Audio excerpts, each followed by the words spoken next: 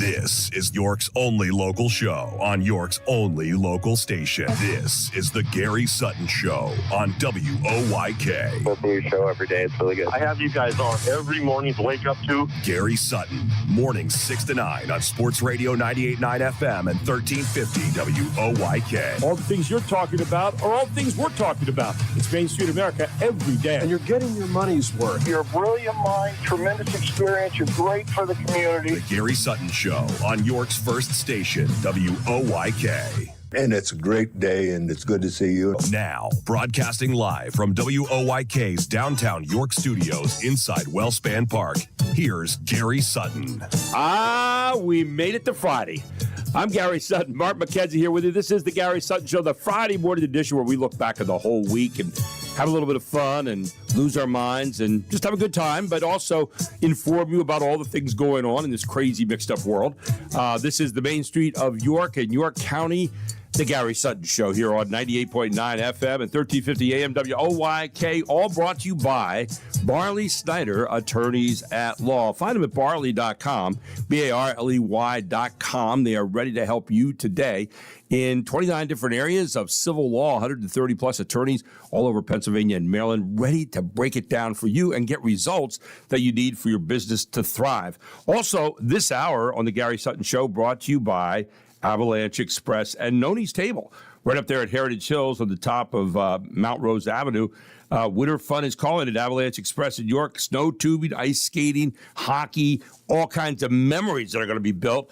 And it's all up there. Passes starting just $59. And I've got a WOYK listener exclusive right now. Visit avalancheexpress.com/Gary. And for every season pass you buy, you'll get a $10 gift certificate to the new little restaurant there at Heritage Hills, Noni's Table.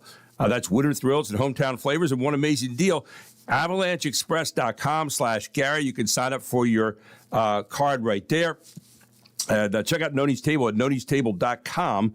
All of that here on the Gary Sutton Show as we are racing to the end of the week now, our work week. Our text number throughout the show, we'd love to hear from you. 833-478-4729. That's 833-478-4729. Our podcast on YouTube is each day. You type in WOYK, and you can listen to all of the show again, which you probably should do, or parts of it. And you can also check out at Gary Sutton on YouTube for my latest videos. And finally, Gary Sutton Show on Facebook, where I'm posting videos every day, including the video today of our question of the day, which is this, Mark. What is the best gift you ever receive, and why does it stand out to you as the very best? What was it? And some people put in some great answers already last night, and we'll share some of those today. And finally, brightnightsyork.com will be going on tonight, starting at 5:30 right here at Wellspan Park. All brought to you by Traditions Bank, the presenting sponsor of the event, and Long Home being the sponsor of the lawn section here at the park. Over 3 million lights, and you can check them out at brightnightsyork.com. So there. All of that to kick out our show today, and we're only a couple minutes into it. And Mark McKenzie is here this morning. 13 days to Christmas, Mark. I'm getting ready. 19 days to New Year's Eve. And today is Gingerbread House Day. You know, I go through stores sometimes, and I see these gingerbread house kits, and I kind of want to, there's a part of me that wants to get one. And then the reality part of me on the other side slaps me and said, "What are you really thinking about, you idiot? Yeah, they're not handy. You'll screw it up." Yes. You know, so that always wins out. But one of these days, I'm going to get one. I actually saw a Christmas card. Okay. That had, I think it said it was a gingerbread house, but I don't think it was actual gingerbread. But it had two of the pieces on the front, and then when you opened it up, there was another piece inside. And I thought, that's, if you're looking for something special in a Christmas card, I think that would do it. Well, the gingerbread house, when I look at that, and I look at how cool they are, and I love these homes, by the way, that dress up their houses with the lights around the windows, look like a standing real gingerbread house. But, I look at the gingerbread house, and I remember Clint Eastwood in Dirty Harry saying, "A man's got to know his limitations," and when it comes to that, my limitations are limitless. So but the gingerbread house day sounds like a nice thing today. So get a bite of good gingerbread, a little bit softer on the inside. Are you a gingerbread fan? No. You're not. My mother used to make gingerbread for dessert sometimes with a dollop of cream on top. Oh, well, that's okay. And yes, I guess if it's fresh and it's warm, Right. That would And be your mom okay. made it. Yes. Yeah, the Mackenzie If you didn't clean your plate, My wife made these gingerbread biscottis that we had for dessert last night. We had my homemade barbecue. Yeah. And she went Yes, to which, sell. by the way, you gave me some. Yes. And kudos to the chef. Not only did it taste, I don't think I've ever had anything that you cooked that wasn't really good. But what was interesting about this was you told me how you carved off some of the bark and Yes. then you chopped it up. And I thought, wow, Took some out. you really, yes, you paid a lot of attention to that. So I paid a lot of attention to it. And the texture was unusual in that it was soft and crispy, I guess is how you would describe it. Right. And very flavorful. And thank you very much. Well, I knew who I was bringing it to. Yes. And I thought, we value the Mackenzian standard here. And so I'm thinking, I know you, and I know how you analyze stuff, and you'll give it a fair but Yes. thorough analysis, Yes. which you obviously did. It was delicious. and I'm appreciative of that. So Yes. I see that right there is my accomplishment Here's of the the week. thing, though. Let's Oh, no. let's see if we. No. It's not about that. Okay. It's about like common ground. Okay. Yeah. We got to find common ground. Right. Barbecue. That's not really common ground. Yeah. I mean, it is common ground. Like everybody agrees. It's an acquired taste. Yeah. Everybody agrees. But let's find something that maybe is a little bit more difficult, like stuffed peppers. I like stuffed peppers. Do you like I stuffed do peppers? like When was stuffed the peppers. last time you had a stuffed pepper? Well, it's been a while, but I like. That's how much you like them. But you know why? Because I No, like why? stuff inside stuff. It doesn't matter. I do. I like things like jelly donuts. I mean, and I know a stuffed pepper and a jelly donut are not the same, but I like stuff inside stuff. I like I see. carve into something, and then there's a second level of flavor in food. That's my. The most surprising stuffed pepper story that I have Go ahead. is I went to, I think it was the Park City Diner. Oh. I think it was them. And I don't go that often. And the woman said, we have soups tonight, a special stuffed pepper soup. Yes. And I thought, what? Yeah, I've had that. What's a stuffed pepper soup? What? Take stuffed So I peppers, said, throw it in soup. I have to try it. It was great. It was really telling good.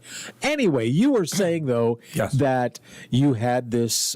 She made a biscotti. Deb made biscotti. Yeah, and then she put icing on one end of it, and the other end was just a plain gingerbread. The gingerbread, you go, okay, that's Yeah. we gotta get through that, and then you get to the icing on the gingerbread. Like, I mean, kind how- of like your dollop of whipped cream. Well, the icing, but it was pretty good. I am not a great gingerbread fan, but I love this. Here's why you shouldn't eat it. I mean, Go ahead. how many food products are made out of building materials? I mean, come on. Lord, Would you building eat a, materials. would you eat a concrete cookie? No. No, Right. but, So why would you eat gingerbread? There you go. Unless it was hot and fresh and. Well, it was my wife having made it. Well, yes, that's a Thank different you. story. I mean, that's all. Anyway, it took. Yeah. The other national food But it was holiday. good, honey. I seriously, it was good. Oh, yes. We Yeah. don't want them sleeping on the couch. No. It's National Ambrosia Day. Do you like ambrosia? No. Yeah, I'm not a big fan either. No. That stuff inside like Cool Whip or something. Yeah. And it's hard to identify. Don't need it. If I can't identify it, why put it there? So I agree. That's it. International Day of Neutrality. I'm kind of half and half on that. Yeah. I don't know how I feel about it. National I don't know. National 12-Hour Fresh Breath Day. Good luck with Boy, that. I'll tell you what, though. That's Yeah. big with me. If someone has bad breath, Yeah, and it's hard, I yes. constantly brush my teeth, and the Listerine, the whole Yes. thing. I mean, I do that all the Yes. time, and I'm very wary of invading people's space. I played Not talking into their face. And when people do that to Yes. me and they have really bad breath, which doesn't happen that often, but every now and then you Yeah. get someone who goes, "Whoa!" Yes, I played pickleball with a guy. Oh. and he had like garlic, and I'm like, it's 9 o'clock. It was 10 o'clock in the Yeah. morning. Like, how do you have garlic breath at 10 o'clock in the morning? I have a friend that uses that garlic or whatever it's Oh, called, maybe that's it. and it comes to the pores in his skin, Okay. and I'm like, I've never said anything to him. But I said something to my wife. He's listening. Yeah, I know he might be. And I said, should I say something to him? I don't know. And well, at least it's a medicinal kind of thing for him. I think so. Yeah. So, and then the other thing is when you get someone in the morning who has garlic breath. Yes. You say, how the hell did that happen? Oh. We're just starting the day. I mean, it's crazy. So, what's Go your? ahead. I know some people. You know what they would do? They would offer a piece of gum or a mint. Well, you give them a mint. And you say, for me, it's candy. For you, it's a breath mint. So that yes. kind of thing. Yeah. But do you have a favorite fresh breath mint? Well, any mint Anything. to me is a good fresh breath mint. But I'm. I like, like I said, any mints. Okay.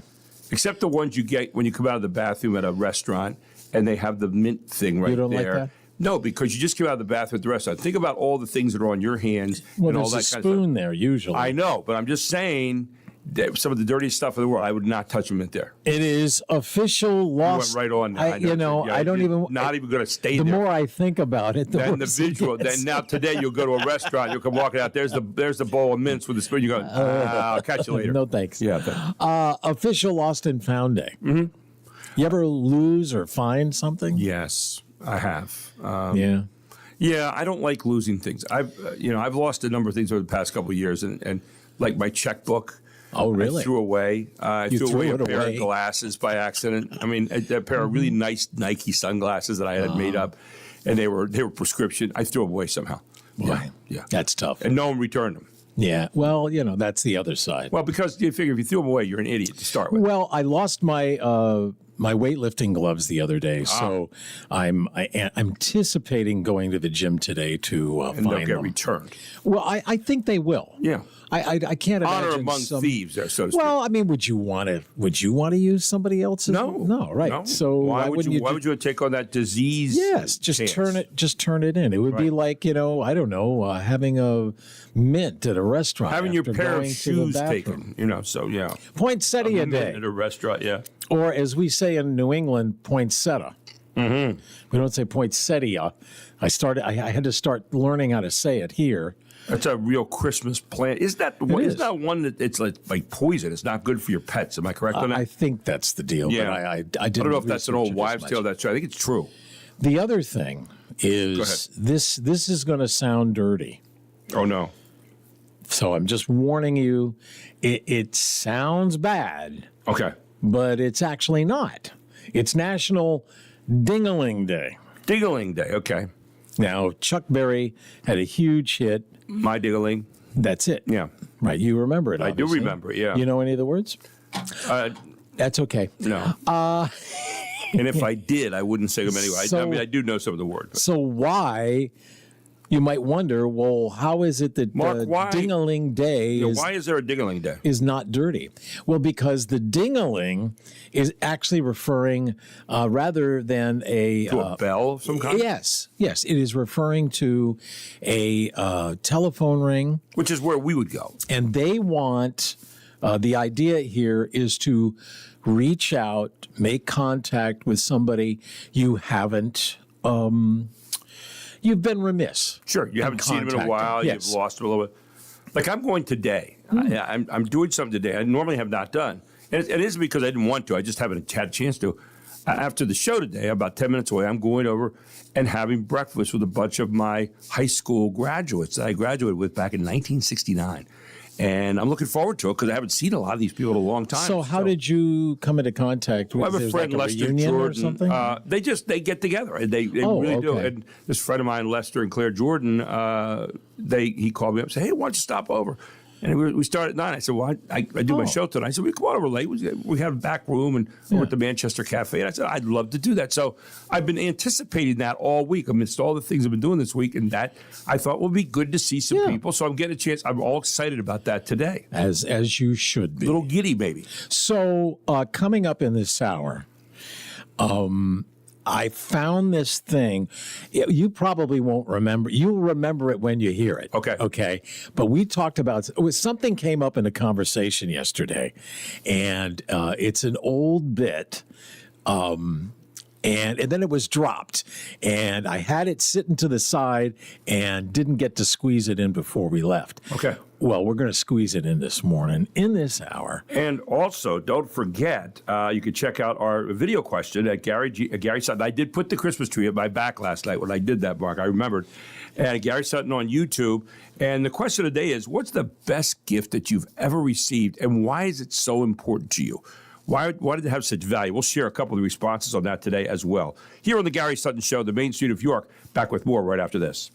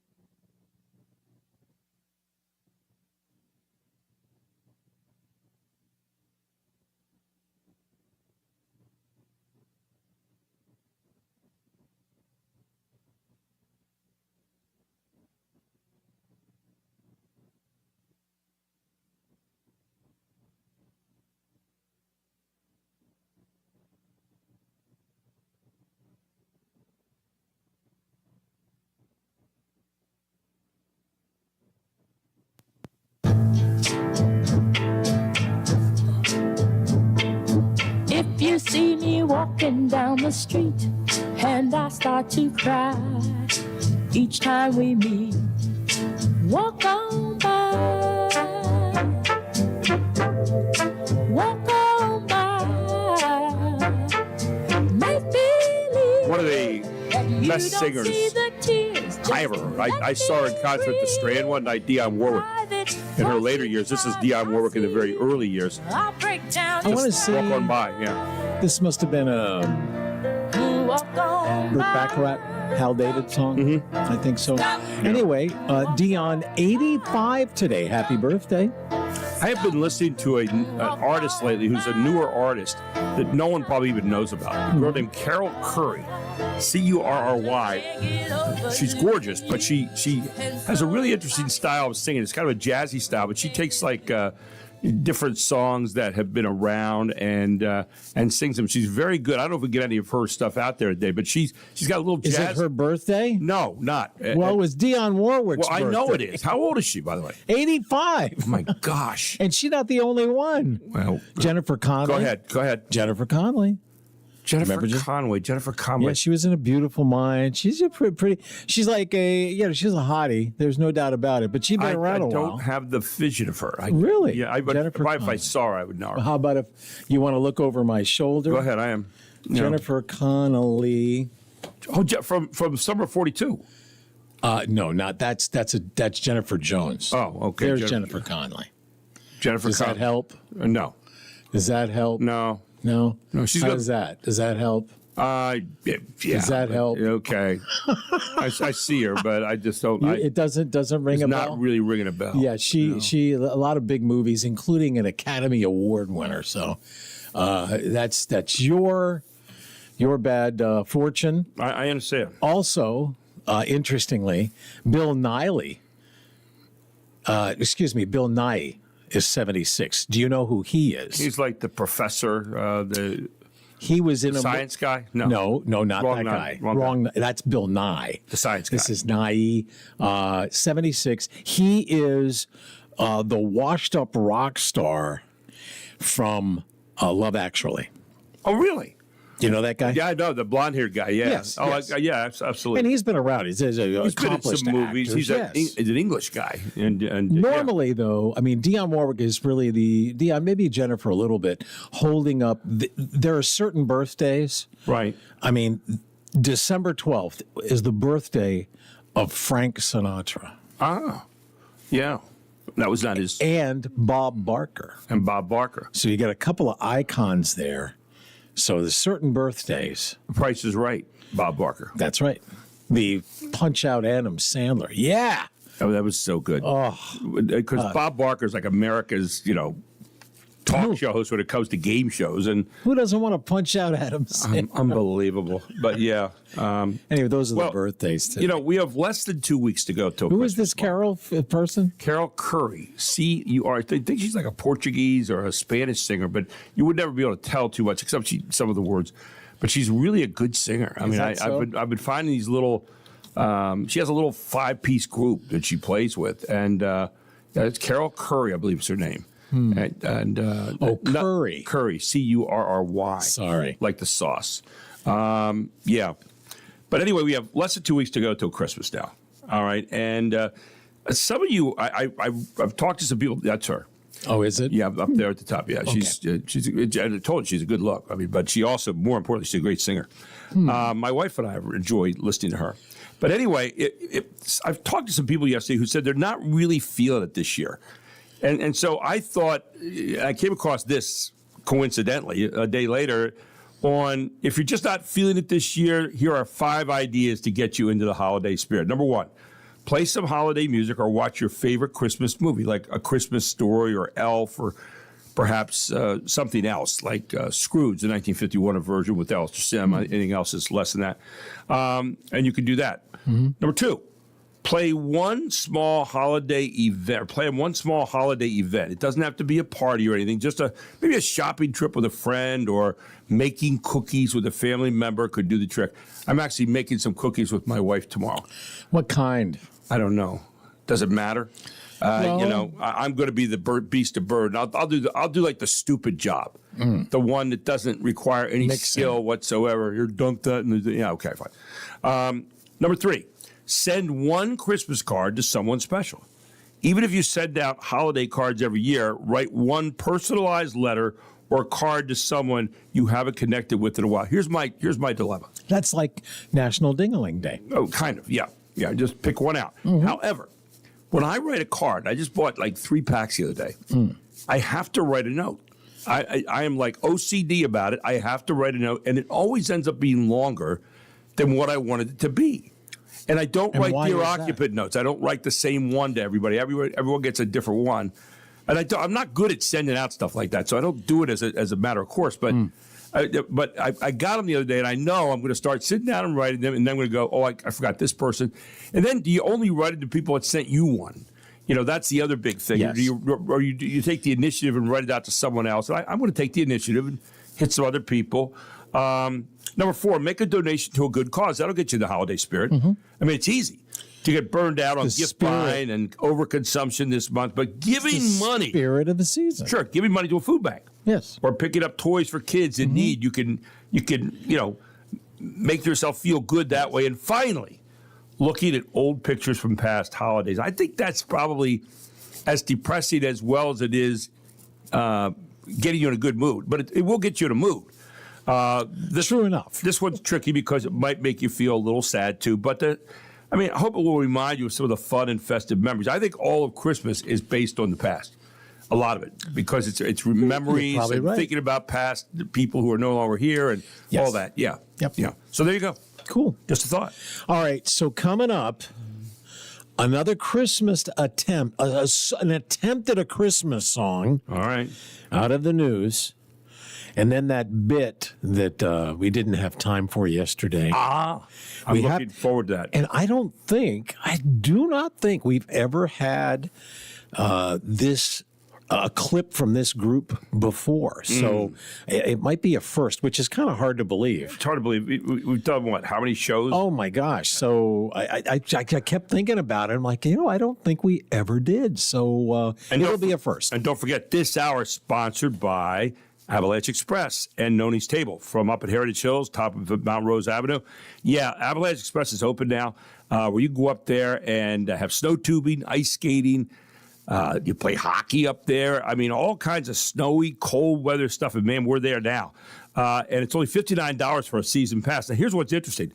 If you go to avalancheexpress.com, that's AVALANCHE express.com/Gary, for every season pass you buy, there are 3 different kinds you get, actually 4. You'll get a $10 gift certificate for each one that you buy to Noni's Table, right there at Heritage Hills.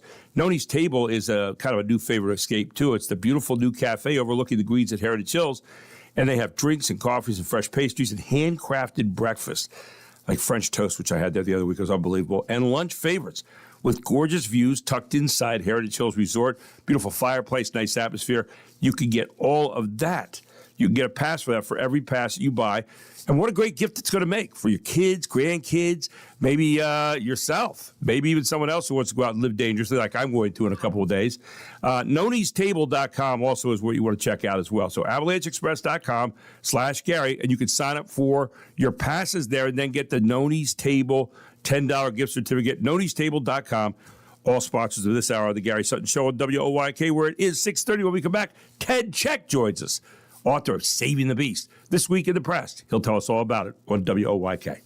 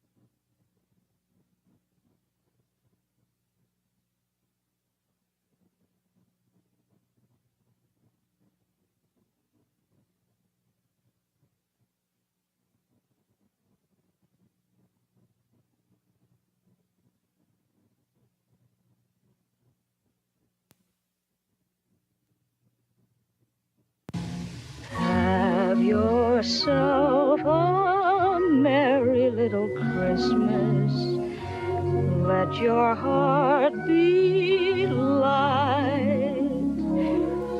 Next year all our troubles will be out of sight. Little Judy Garland singing there, huh? And that is Margaret O'Brien?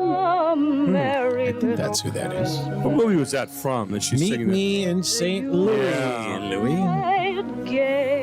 Meet Me in St. Louis was this old movie, and it had all these songs that come out of it that get applied to all kinds of holidays. You ever notice that? It's kind of weird. Yeah. There was a guy named Daly that was in that too, I think. And I think it was directed by Vincent Minnelli, who was her Judy ended up marrying. Right, and then Liza Minnelli came out of that union. Yeah. She looks great in the movie does. and sounds great as well. So, well, she had a troubled life though, didn't? And I think Liza Minnelli did to some degree too. But Judy Garland, toward the end of her life, when you saw her, it was kind of pathetic. Don't you think the most talented have trouble? It seems like that, doesn't it? Yeah. It's kind of sad that people that get to be famous and so forth. I bet they wouldn't trade it for anything. I don't know. Maybe some. I think later on they do. She's crying. Yeah, after they go through all this, and But she was. I remember reading. This is totally off the subject, obviously. But I remember reading about one of the things they worried about in filming The Wizard of Oz, which, by the way, while I'm at it, Judy Sorry, Garland, Ted. I know. Very quickly, Ted, come on in here. Ted ought to be in on this. Okay. When did the Wizard of Oz become a holiday movie? I'm seeing it listed out there. I go into like Netflix and places. They're listing the top holiday movies. They have the Wizard of Oz in there. So I said, when did that happen? But I was reading about how these guys that played the Munchkins were these nasty little guys. And they had to keep them away from Dorothy, or had to keep away from Judy Garland all the time. She was a kid then. I mean, she's like 18 or 19, 20, whatever it is. And they had to keep away. They were dirty little men. And yeah, oh yeah. What the? I mean, talk about dashing all my thoughts about a nice, wholesome movie, yeah? Well, wholesome. What about the scene with the poppies? That was a whole drug trip. Yeah, opium. Yeah, thanks so much. Yeah, we're out there, short of having an opium den there, smoking this stuff. There you are, and so. No, thanks for ruining that a little more. I'll never watch it again now. So there it is. I watched it under my mom's arm till I was about 40 because of Margaret Hamilton, who was the Wicked Witch of the West, and she scared the hell out of me. I got to tell you, Margaret Hamilton is the one person who could play the Wicked Witch of the West and didn't need makeup. Just say, hey, Mark, go out there, just be yourself. She was Elvira Gulch, and then she turns into the Wicked Witch of the West because they all had this civilian life thing, and then they were what they imagined them to be. And here she is. And the only thing she did, she put green paint on. That was it. And it was like, and Margaret didn't have to do another God blessed thing. I mean, I think they made her nose a little bit longer.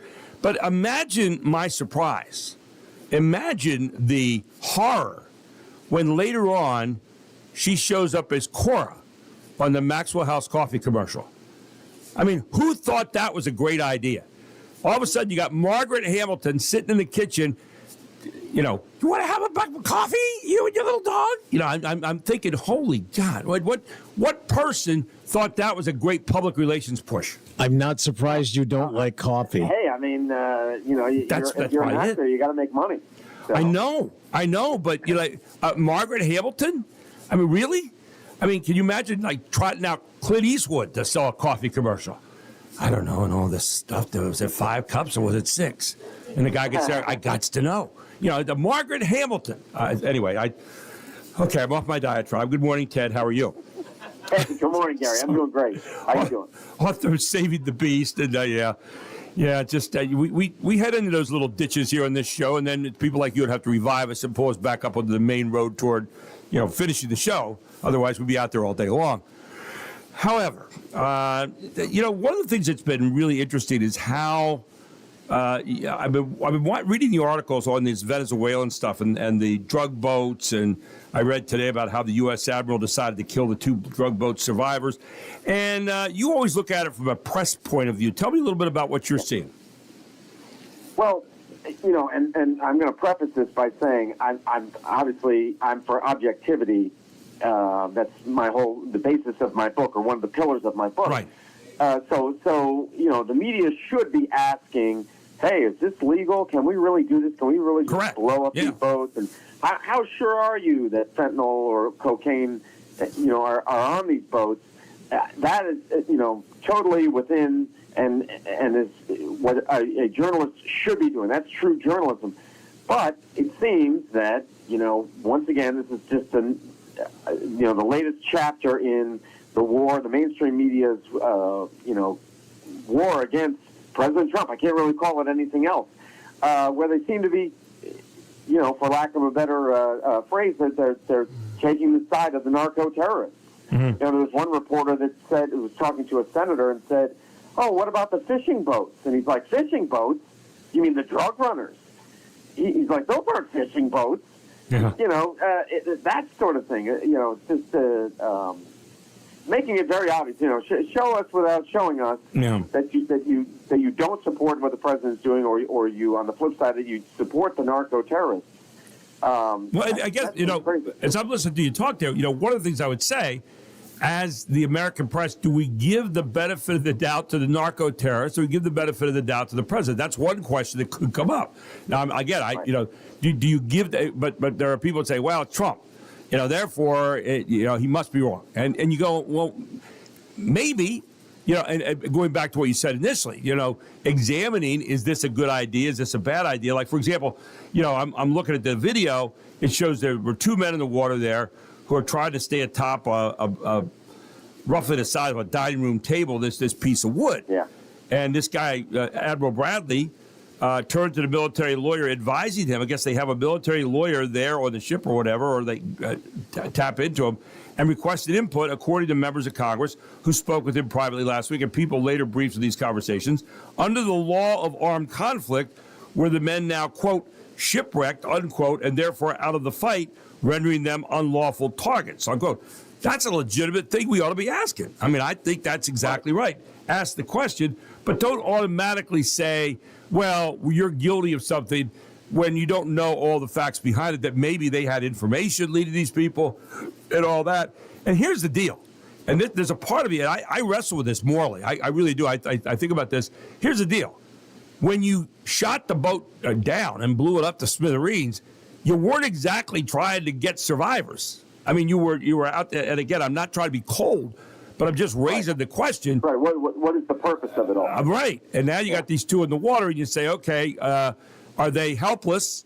The idea was to sink the drugs. The idea was also to sink the boat. The idea was to kill the people on it who were narco terrorists.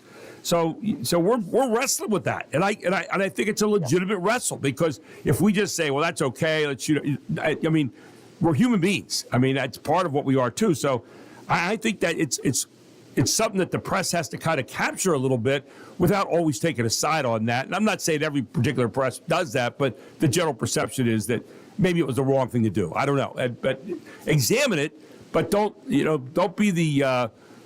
come down on the side on that right away. Right, and pertaining to that incident, there was some controversy there where the Washington Post claimed that Pete Hegseth said kill them all or kill everybody, and it's actually interesting because they're known as a left-leaning publication, but then you had another left-leaning publication, the New York Times, that was like, oh, wait a minute, not so fast, and they found a number of people, 5 officials, I guess, who said no, he did not give that order to kill them all or kill everybody. Having to do with that particular incident, the two guys that were hanging on to the piece of the that specific one. He gave a general command. They think, as we're piecing this all together, with all the various news reports, he gave a general command in the beginning that was kind of the policy of going after these guys. And when Bradley was asked last week about what happened, he said, well, these people, we're declaring like a war on narco-terrorism, and they're bringing this stuff to our country. They're killing people, so we're killing them. And he said, that's how I looked at it. And so, you look at this whole thing, and it's dicey.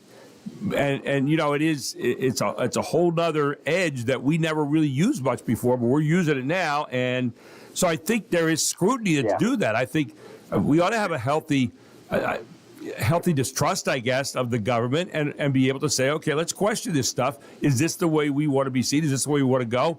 Or is this reality and we're just taking care of these people before they get to our shores? And, it's a really, lack of a better term, interesting conversation that we're having. I think the press ought to be able to, do their job and really get it out there and raising the questions for people along the way, including devil's advocate kind of questions as well. Right. Yeah, I mean, the thing is, they're not, the press is not used to this. This is not the way that the previous administration handled these sorts of things. Yeah, it's just entirely different. I think it's safe to say that they were going on previously, but this is not at all in any way the way the Biden administration handled it. Trump's handling it in a different way, and there's a bit of a shock there. Right. I think that's one thing. The other thing I noticed is that, especially on TV, cable news stations, they're putting on people, what one would say would be left-leaning politicians who are disparaging what the president's doing, but it doesn't seem that they're presenting the other side. They don't have somebody saying, hey, wait a minute, what happened to defending the homeland? And, so they're not presenting both sides as far as I can tell. The problem with that. It's all one-sided. The problem with that is you watch these shows. I don't watch those shows anymore. I just can't do it. No, me neither. And the reason I just catch the clips. I know. And the reason I don't is they're so predictable. You trot this person out and say, okay, here's the Republican, here's the Democratic, and you go, okay, let me say what they're going to say right now. And you literally can predict what's coming out of their mouths next. And so it doesn't make us think. It doesn't really, advance the ball at all. It's just propaganda being spouted by their side so they can win. And, I don't know. I've stopped watching that trash anymore because it just is it doesn't advance the ball. I want to get to a point where we say, okay, here's our policy. Here's what we're going to do. Let's gather around this, and that's what it's all about. And we'll see if we move any more in that direction. I'm not holding my breath on that one either. But there you go. Saving the Beast is the name of the book. You get that for the holidays. Where can people find the Saving the Beast? And really, Saving the Beast is talking about saving the press. And of course, Ted Check, CZECH, is the guy out there with that great gift for the holidays. Where can people get it, Ted? They can get it on Amazon. They can get it on any online bookseller out there. Exactly right. And then Saving the Beast, a recovery report reflects on America's broken media, how to fix it. Ted, always appreciate you, man. I'll catch you again next Friday morning, okay? Sounds great, Gary. Have a great week, buddy. Take care. Yeah, you too. Ted Check here on the Gary Sutton Show on WOYK. We take a break. We come back with more right after this. Mark, what do you have? Mike? It's going to be that clip. That clip I had yesterday. We didn't have time. I can't wait to hear this. So this is a group that I think it's two of the members, but I don't think we've ever had used a clip. So okay, looking forward to your reaction. We'll do it when we come back here on the Gary Sutton Show on WOYK.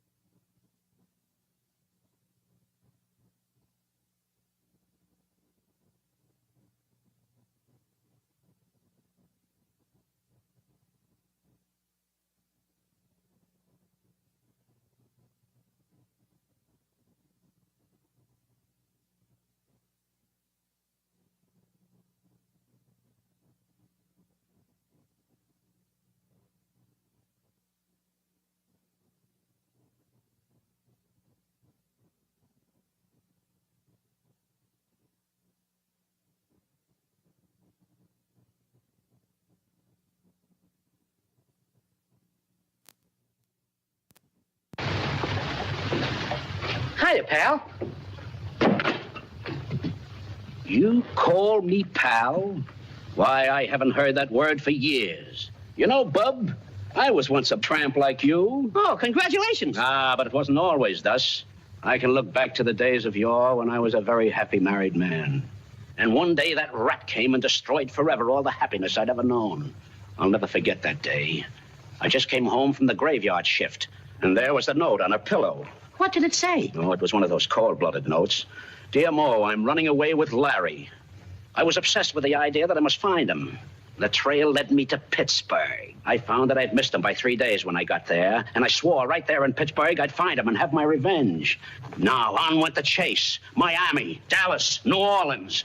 And then I came face to face with a rat that had ruined my life. It was in Niagara Falls. Niagara Falls! Slowly I turned, and step by step, inch by inch, I walked up to him and I smashed him. I bumped him. I knocked the faces and I knocked them down. Oh, take it easy, bud. Take it easy. Excuse me, kid. It's that word Niagara Falls. Every time I hear it, it tears me apart. Don't do me any good either. Ungrateful, that's what it is. How do you like a guy like that? I say hello, pal, sort of friendly, and just because I say Niagara Falls... Niagara Falls! You know, you would never have thought this was what it is. It's the Three Stooges. It's Moe and Curly, and it's odd, but it doesn't. It sounds like this theatrical diatribe. Now they go more than wee. Yes. Well, and what happens is later on, because it's a long kind of bit. Oh my God, Larry is there. The guy with the fuzzy hair, yeah. There he is.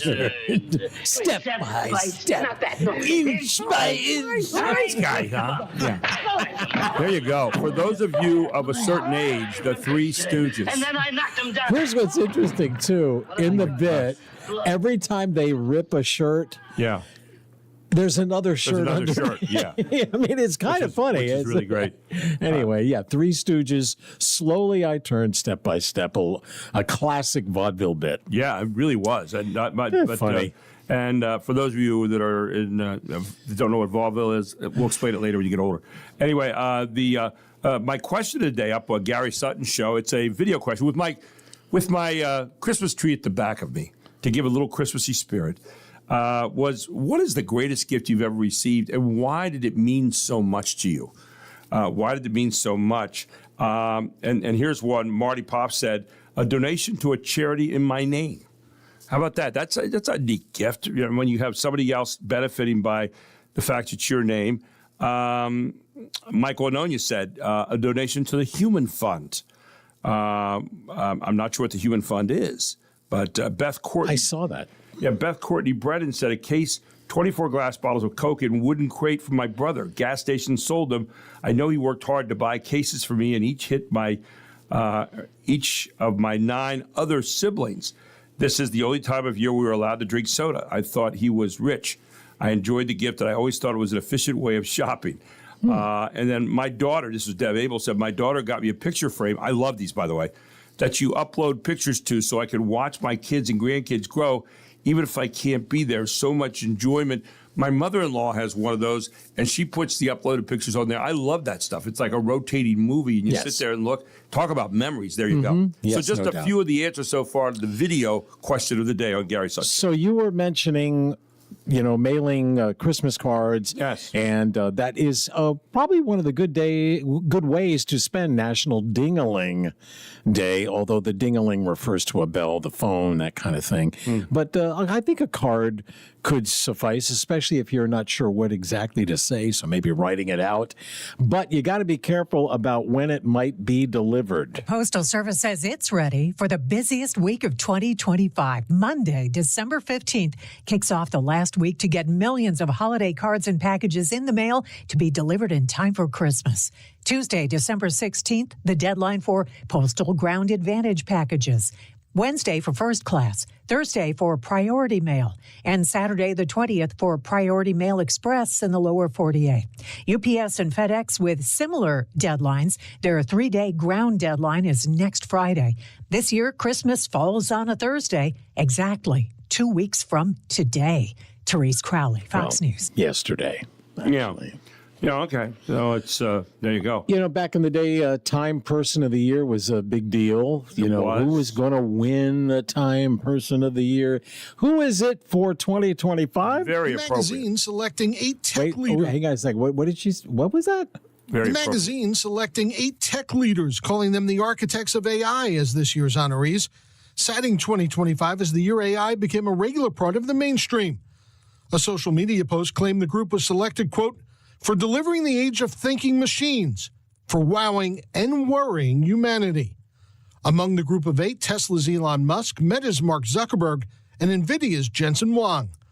Other contenders included last year's honoree, President Trump, Israeli Prime Minister Benjamin Netanyahu, and Pope Leo XIV.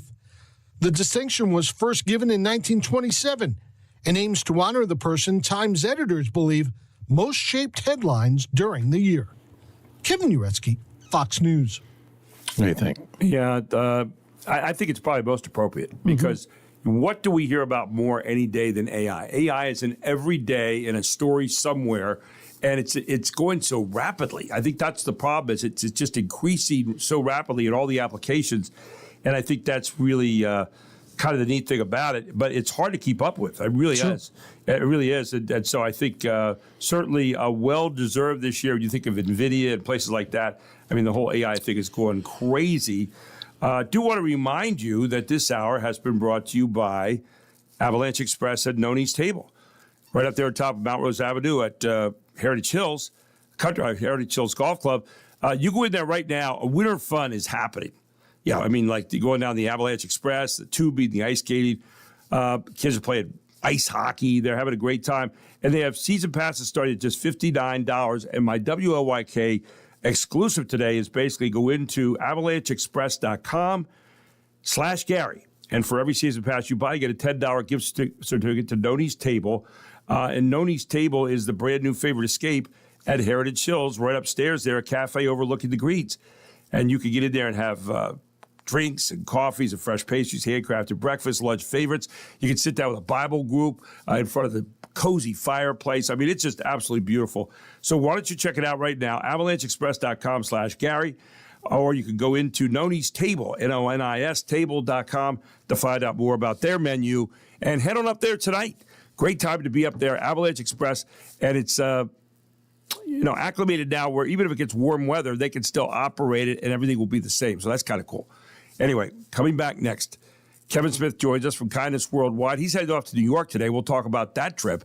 And he'll talk a little bit about kindness from this past week and maybe where we're going in this holiday season with the kindness initiatives, all here on the Gary Sutton Show on WOYK, where it is 7 o'clock.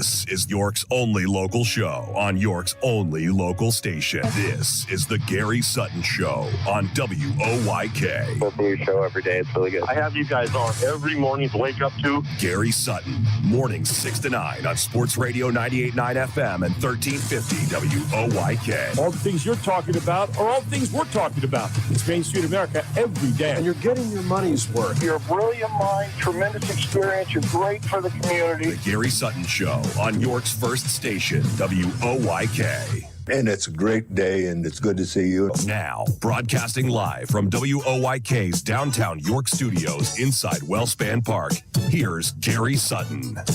And welcome back to the Gary Sutton Show, hour number 2. It is cold out there. I got to tell you what, I just took a stroll across Brooks Robinson Plaza, and the statue of Brooks came over and gave me a hug. Okay, I'm just telling you, it was cold. It's cold out there. I'm telling you, I just yesterday that wind was blowing, my Christmas decorations were blowing down, but I thought to myself, I just have to carry on. Neither rain nor snow nor sleet nor cold will keep me from my appointed task of making our house look beautiful. I went out and bought 2 big planters yesterday with this stuff in, all kinds of berries and a welcome sign and a snowman and stuff like that, and put them in front of our house last night. Of course, I bought them yesterday. Then I had to kind of fit them in my car. So my car is now filled with glitter and all kinds of stuff, and I had to clean all that out when I got home then and be out in the cold for a little longer and freeze my hands off. But it's out there in front of my house now and looking darn good, I might say. Little Christmas spirit there. See, Mark, I was getting the Christmas spirit even as I was trying to yank these things out of my car because they didn't fit in. And, yeah. No. So, but I got a great deal on them. I went up to the guy, said, what's going to be this amount? I said, and that's not really my budget. He said, well, how about this? Today's special. And I thought, he must have pocketed that. I don't know. That was my Christmas spirit at work. Welcome back.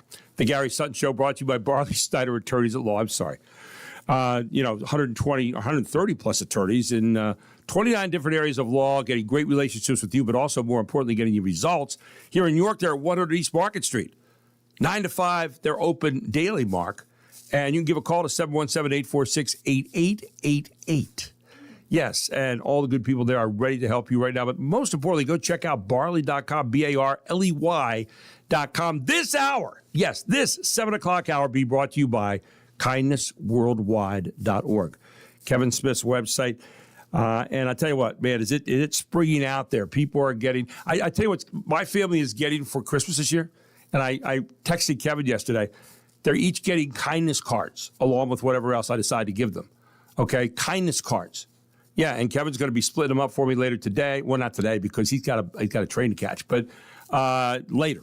And I'm looking forward to giving those to my family. And they live in assorted parts of the world, in Virginia and Florida and places. So I am going to do my part in networking out kindness around the country. Good morning, Kevin Smith. How are you? I'm doing great, Gary. It's a little chilly out there, but we're one day closer to spring, so we'll see the good, so to speak. And it is a Good Friday. It is a Good Friday. Every Friday is a Good Friday here. That's what we entitle it, courtesy of Kindness Worldwide. But you're happy to train this morning, and I wanted you to tell people about you're getting nominated and accepted into the PA Society, which is an esteemed society. You called me the other week. Kevin and I were talking the other week. We're chatting a little bit, and I think you texted me. And then we talked to the phone, and I forget if I called you or you called me. But we're talking on the phone, and you say, well, I've got this. I said, you need to be there. You just need to be there. And you went, really? I said, yeah, it's a big deal. It's a big deal. So you're going tonight to New York City to the Waldorf Astoria. Thank you very much. The PA Society annual dinner coming up. I think is it tomorrow night? Tomorrow night, that's correct. So tell me about your experience there. I mean, you go on by train to New York City, and then what else? Yeah, well, I found out a couple of weeks ago that I was nominated for membership in the Pennsylvania Society. I'd never heard of the Pennsylvania Society, so it shows you what I know. But apparently it's a pretty big deal. And, they have their annual dinner every year in New York City, which is going to be tomorrow night. And I was contemplating whether or not to go. And in fact, I decided not to go because, it's a holiday season, want to spend time with my wife and friends and family. And it's been pretty intense over the last couple of years, as you can imagine, with Kindness Week now in the rearview mirror. And so I actually had mentioned to you about Pennsylvania Society, and you had heard of it. And I said I wasn't really thinking I was going to go. And you said, Kevin, you must go. Well, I'm getting on the train in a couple hours to Lancaster. I'm going. They have a new member reception this evening at 5 o'clock, and then the annual dinner is tomorrow. And I'll be coming back on Sunday. My brother-in-law, Michael Binko, who's my chief strategy officer, is joining me. My wife's going to be staying behind, but she's looking forward to joining me next year. You can go to pasociety.com and check out the Pennsylvania Society. This is their 127th annual dinner tonight. Did you know that? I did not know that. 127th annual dinner tonight, or actually tomorrow night, at the Waldorf Astoria. They're going to honor the gold medalist for distinguished achievement, Ambassador David Cohen. I mean, so you're in the midst of ambassadors and senators and all these kind of people. It's going to be pretty cool. I think it's just really a neat thing that you've been nominated to become a member of that. Mark and I have never been nominated. Nobody's come around to us and said, "Hey, by the way, would you like to be?" So you've done something. Well, after this weekend, Gary, I might have some connections, so we might have to change that. Yeah, we're going to treat you a lot nicer than we've already treated you now. But anyway, by the way, if you go to Gary Sutton Show at Facebook right now, Kevin and I have up the first 2 of the 8 principles. We're putting one out each week. We had gratitude was the first one, then generosity was the second one. I don't know if generosity is the second one, but it was the second one we put out. And they're both up there now. So go to Gary Sutton Show right now on Facebook, and you can go in there and just page down, and you will see those 2 videos. And we put those together, a few weeks back, and now we're releasing them.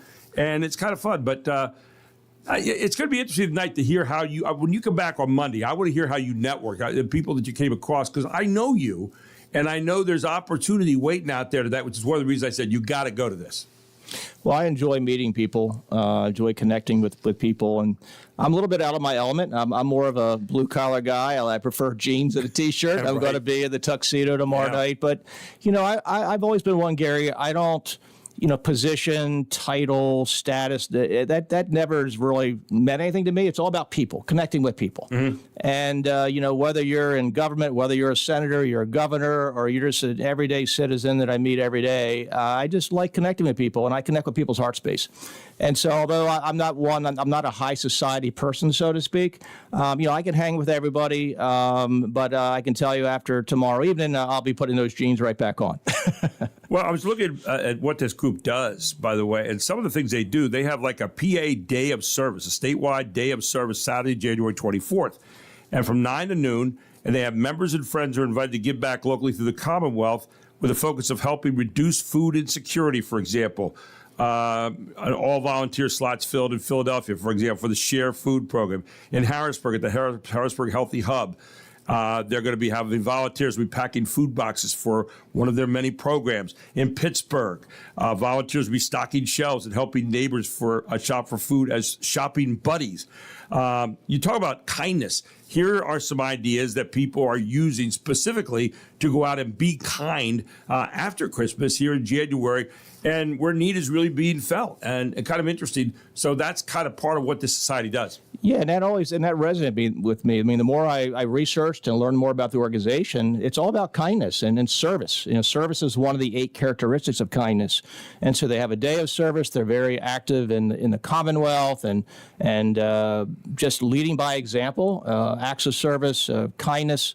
And so the more I learned about the Pennsylvania Society, I realized that it's so aligned with my values, and a lot of good people doing a lot of good things in the Commonwealth and beyond. So I'm really looking forward to be a member and looking forward to this weekend. They're a public charity, by the way. They're 501c3. But they are a group that basically takes money in to give money out to people, to help people. And that's certainly something, one of the things they talk about a lot is honoring and upholding the community, charities, civility in the Commonwealth, making an enduring impact that way. And that certainly kind of goes hand in hand with the kindness. We put out that video this week on generosity. What hits you when you think about generosity as one of the 8 principles of kindness, Kevin? Well, generosity, I think, is just giving what we've got. Everyone has different capacity, different situations, but I think everyone is genuinely blessed with various gifts and talents. And I think we can be a gift to others by sharing those gifts and talents. It could be time, it can be resources, but just I think all of us are shaped by, in many cases, our our communities. None of us got to where we are in life alone. We rely on connection. And I think it's important to recognize that no man is an island, so to speak, and to give back. To recognize those that have been so influential in our lives, and just to give back to our communities who have shaped us into who we are, to thank others. What can be teachers, it can be coaches, it can be family and friends, but just being grateful and being generous with our gifts, our time, so that others can receive them. When you think about kindness during the holidays, one of the things that troubles me sometimes, I see a lot of people out who are in need. I saw a guy out, holding out a basket yesterday. My problem is sometimes, and here's where I wrestle with it. I drop donations off with people a lot, and I like to do it anonymously. I like to do it because it's the right thing to do. But then I watch people who are getting picked up by a van, dropped off at a location, out there with the thing, then picked up again, another shift comes out, and there's something about that troubles me a little bit. How do I handle that through the lens of kindness? What do I do? Because kindness doesn't mean being a dope. Kindness doesn't mean being taken. Kindness doesn't mean to be enabling. But kindness, nevertheless, you don't have all that time in a moment to do something kind for somebody. And I'm thinking maybe instead of, and this is really a step maybe too far, but I don't know. Instead of stopping by and putting money in there, stop by and put in something where you say, how about come to me with lunch? I'll meet you at lunch at 12 o'clock at Denny's, or I'll meet you at lunch somewhere and let me find out about your story, and then maybe help you in that way. I don't know. Your thoughts on that? Well, there are those who I think who will capitalize on kindness for self-serving purposes and somewhat manipulative. But I think ultimately one of the kindness cards, the Be the Good cards, you mentioned about those that are homeless or shelterless, give dignity to a homeless person by acknowledging them. Simply saying hello, looking them in the eye, instead of just walking by and looking up, look down, or just greet someone with a handshake. So be where they're at, be present, but also not necessarily to assume. I mean, sometimes one of the reasons many people don't give to the shelterless is because they assume. They assume, well, if I give them money, they're just going to use it to buy drugs, or they're going to, they're maybe not truly homeless. So we often can see the bad and rush to judgment. And I used to be one of them, and to some extent that can remain. But I've determined that it's not up to me. I'm going to give them the benefit of the doubt. If my instincts guide me to give them some money or whatever it may be, now I've done my part. The rest is up to them. And it's not up to me to judge, but I just plant a seed. I hope and trust they'll use it responsibly, but I just follow my instincts, and that to me is enough. One of the things that I put up today as a question on our video question today at Gary Sutton Show on Facebook was, what gift have you received over the years that most stands out to you, and why did that gift stand out to you? Can you think back to your lifetime and think about a gift that stands out to you as maybe the most unbelievable gift you ever had, and why would it be that? Well, I think when I was young, I think of the gifts like the toys and all those things and those moments. But, it ties into my wife. She texted me on the way here and said, if Gary asked about kindness, mention this. But I really think it ties right in, just the gifts of presence. Not present, but presence, being there, being in the moment with family, with friends, with loved ones. And in fact, if it's okay, I'll share with what, Ann sent me. Yeah. She's always got my back. She said, hey, if Gary asks, you got to mention this. And I think it's very appropriate. She says, if Gary asks for a kind action for the weekend for the audience, try to give them something specific. For example, start at home.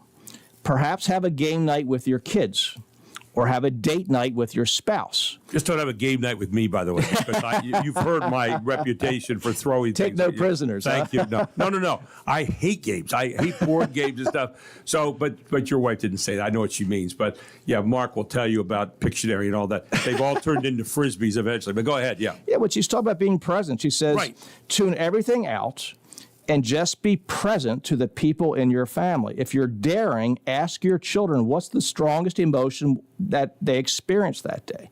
And then ask them why. You will learn more about your children and their day by asking that question.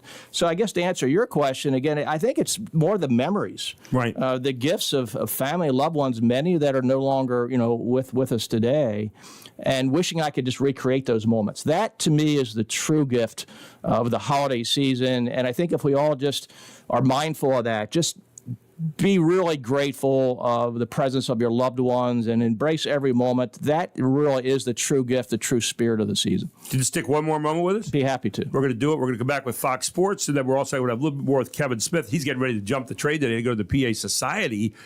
Big dinner tomorrow night in New York City at the Waldorf Astoria. Thank you very much. Not to be confused with Motel 6, okay? It's not the same thing.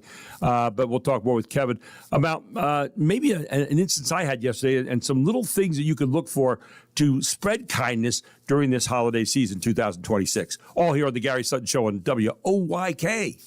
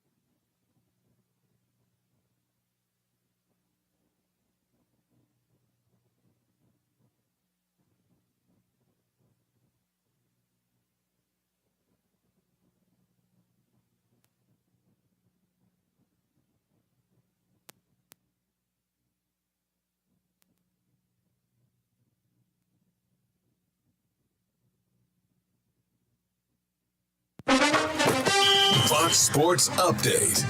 5 targets, 5 catches, 93 yards. Cousins going that way again. He's got it. touchdown. The Atlanta Falcons played the hot hand last night. Tight end Kyle Pitts Sr. caught 3 touchdown passes from Kirk Cousins. The Falcons rallied from 14 points down in the fourth quarter at Tampa to beat the Buccaneers 29-28 and knock the Bucs out of first place in the NFC South. Tampa Bay is now a half game behind Carolina with 3 games to go. 2 of the Bucs' final 3 games versus the Panthers. Baker Mayfield threw a costly interception in the fourth quarter that set up Kyle Pitts' 3rd touchdown catch. The Falcons could have tied the score then, but failed on the 2-point conversion. Still, they got the ball again and won the game on Zane Gonzalez's 43-yard field goal as time expired. The Falcons won despite having committed a team record 19 penalties. Kirk Cousins passed for 373 yards. He has a 3-0 record against Tampa Bay since he joined Atlanta last season. Falcons tight end Kyle Pitts finished with 11 catches for 166 yards and 3 touchdowns. College football, now former Ole Miss head coach Lane Kiffin will return to Oxford next fall as coach of LSU to face his former team. Part of an SEC schedule release we learned Thursday, Ole Miss will host LSU next year, September 19th. FanDuel Sports Network South, Steven Stamkos scored 4 goals for the Nashville Predators in a 7-2 win over the St. Louis Blues. It was Stamkos' 15th career hat trick in his 18th NHL season. He's 6 goals away from 600 for his career. NBA, Denver Nuggets won their 11th straight road game. In Sacramento, Nikola Jokic had 36 points and 12 rebounds and didn't even play the fourth quarter. The Nuggets clobbered the Kings 136-105. Denver 12-2 on the road, 18-6 overall. The Nuggets have not lost a game away from home since Halloween. For more scores, stories, and features, go to foxsports.com. I'm Jared Max. Get more on the Fox Sports app and foxsports.com.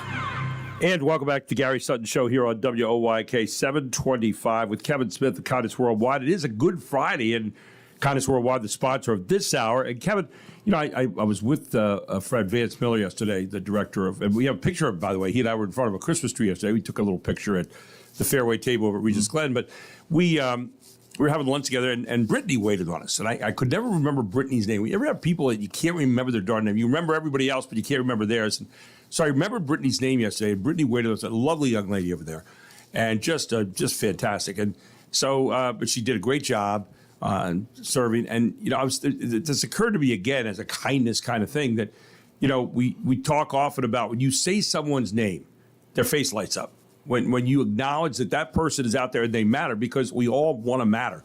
And then afterward, I said, hey, Brittany, I said, did you lose some weight? You're always hesitant to say that to women, you know, because you got to be. I said, I hope you don't mind me asking. I said, did you lose some weight? She goes, I've lost 40 pounds. I said, wow. I said, you look great before, but I said, you look fantastic now. Way to go. Keep up the good work. And man, that smile lit up the room. It's amazing when you think about gifts, and we always think about unwrapping the physical stuff and all that, but there's a lot of stuff out there that people could do in terms of kindness that also comes off as a great gift, especially this time of year. Well, what you just described, Gary, is a way of making someone else feel seen, which is what kindness is all about. And it could be calling them by name or complimenting someone like that you just described. One of the acts of kindness on the Be the Good cards is compliment someone. There's always a reason. So I think one thing that people can do and be mindful of every day is have your antenna up. You know, be looking for the good. Be looking for a reason to go the extra mile, so to speak, to compliment someone. And there's reasons all around us. It's not that hard to find them if you're aware and on the lookout. And when you give someone a compliment, call them by name, it just brings an instant smile that lights up a room. It makes their day. It makes your day. It's a win-win. It's really just a matter of getting into mindful habits and behaviors. So complimenting someone, being the reason someone else feels seen is so important and so impactful. I was talking to 2 guys the other day, and both of them were talking about they live in small apartments where they're looking at the walls. And they both said, man, I look at the walls, I get bored. And I said, and I'm sitting there, like speaking a foreign language to me, because I never, ever sit and look at a wall. I never have. It doesn't mean they're wrong or dumb or anything like that. It just means, for me, that's a foreign language. So I said, well, why don't you be the beginning of the snowball? And they said, what do you mean? I said, why don't you go write a note to somebody? Give someone a call you haven't talked to in a while. Take a walk down the street. Go to the market. Chat with somebody. Run into a new friend. Take something, some soup to somebody. Or my mother used to do that. After she passed, I was amazed how many people said, your mother wrote me a note. Your mother wrote me a note. Your mother wrote me a note. And I kept thinking, wow, my mom used to do all that kind of stuff. My mom feared quiet time. but she would write notes to people. Take corn soup around, chicken corn soup around to people. You could break your leg. She thought chicken corn soup would cure it. But, she would take that around to people. And that just struck me that, you could do simple things to start the snowball of kindness rolling down the hill instead of waiting for it to come down and jump on, right? Well, one of the greatest remedies of loneliness, and this is a time of the year, the holiday seasons is often a time where people can feel lonely or depressed. But one of the greatest remedies is connecting with others and serving others. It could be writing a thank you note, but actually volunteering. And there's a whole science behind this. Volunteering at a food pantry or just doing something good for someone else, serving others is a way of connecting, but it lifts you out of what can be a downward funk, especially in this holiday season. So, for those that are maybe feeling a little bit depressed or, maybe staring at the wall, so to speak, wondering what to do, just get out there and find someone to serve and to help. Everyone, there's always people out there that have a need. There's many worthwhile organizations that would benefit from your time. And just think of it that way. Think outward, not inward, and you will feel much better. And get on kindnessworldwide.org and find those kindness cards. That might be a little thing too. Just hand out a card, and I've handed them out, and the reaction has been amazing. Where I did it a couple of days at the same place, and someone said, "Don't I get one too?" And they got the card, and then it always had a message at the bottom, or "Be the good." That's really important. Kevin, thanks so much for joining us this morning. Safe trip to New York. I can't wait to hear the story on Monday. You're going to come across some pretty famous people up there at the Waldorf Astoria tomorrow night, and I'm excited for you. Congratulations on being elected to the PA Society. Oh, thank you, Gary. I'm looking forward to it. I'm looking forward to giving you those boxes of kindness cards to get a few more in circulation. I'm excited. My one nephew lives in Virginia. My sister lives in Virginia. My other nephew lives in Florida. So we're going to get them out around the country, and we're doing our little part right here to get kindness extended through the Sutton family. How's that?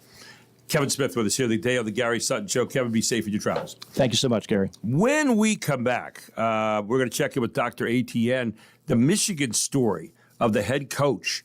Talk about depression. Talk about your world crashing down in a hurry. We're going to talk to Dr. ATN about that. And also, you can check out Dr. ATN as you can, Kevin and I, on Gary Sutton Show on Facebook, where we have our new videos up. Dr. ATN, we put that one up this week as well, on using the NeuroStar machine. Go there right now, Gary Sutton Show at Facebook.com, and you can see how that NeuroStar machine works. So as we're talking this morning with him, you'll know what we're talking about, and you can kind of actually look at it. I was the patient this week, all here on the Gary Sutton Show on WOYK. Back right after this.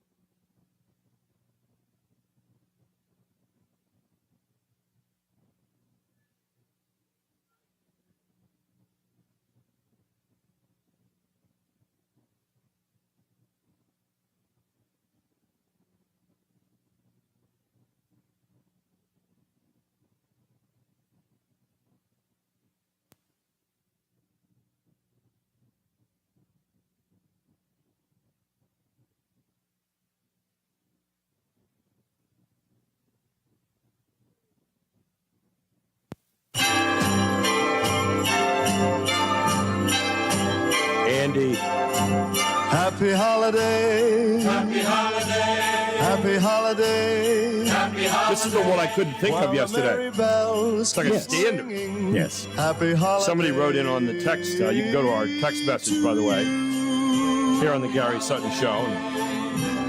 That's very simple. 833-478-4729. And someone today yesterday corrected me and said, Happy Holidays. Santa Claus is coming down. The Christmas. I am not an Andy Williams fan, but I tell you what, when it comes Christmas time, I love this. I mean, I love his music. He just sounds good. It sounds happy. Mm-hmm. And call me a dope, but I love happiness. I really do. Well, this goes back to your childhood problem. It does. It really does. And yeah, so there you go. By the way, speaking of happiness, come on out to Bright Nights York tonight. 3 million lights and counting here at Wellspan Park. And Bright Nights York is just the place to be right here on WOYK. Come on out here and enjoy yourself and go around the displays. All this brought to you by Traditions Bank. They are the presenting sponsors. And Long Home, the sponsor of the long section. The inside section down in the infield, outfield, and so forth. Yeah. They're all the presenting sponsors of what's going on here tonight. You can go to brightnightsyork.com to check it all out. With that, we put up a brand new video this week. We talk about the NeuroStar machine all the time. That is being used by York TMS Clinic at 1806 North George Street right here in New York. And we put up a video that Dr. Etienne and I did last week, and Dr. Etienne joins us this morning. You can check that out right now at Gary Sutton Show on Facebook. Gary Sutton Show on Facebook, and see that video. It's about 15 minutes or so long, but we lay out exactly how it works. So any of you that wondered about, gee, what that's really all about, Gary, you can actually see it. And I'm the patient in that one. Good morning, Dr. Etienne. How are you? Good morning, Gary. I'm doing well, thank you. Great to have you aboard this morning. Well, I was thinking about, depression and a lot of people we hear about during this time of year, but one of the biggest stories that came out yesterday was this University of Michigan head coach, Sharon Moore, apparently had an inappropriate relationship with a staff member, and the university found out about it, Michigan. Now, here's a guy who's making $13 million a year. $13 million a year, not 13 a year, but $13 million overall in his contract, and he had been the head coach the last 2 years. So earlier Wednesday morning, the athletic director, a guy named Ward Emanuel, announced in a statement that Ward has been terminated with cause effective immediately. Following a university investigation, credible evidence was found that Coach Ward engaged in an inappropriate relationship with a staff member.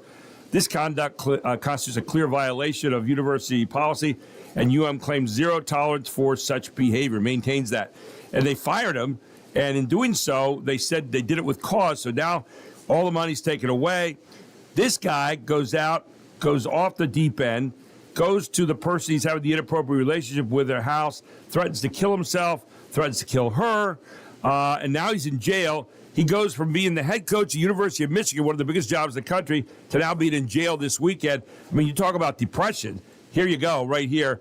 So kind of a extreme example, but nevertheless, one where, this time of year you think about, man, how many other people on a smaller level are out of a job or something has happened that causes them to go into the depression mode or really maybe have some clinical depression?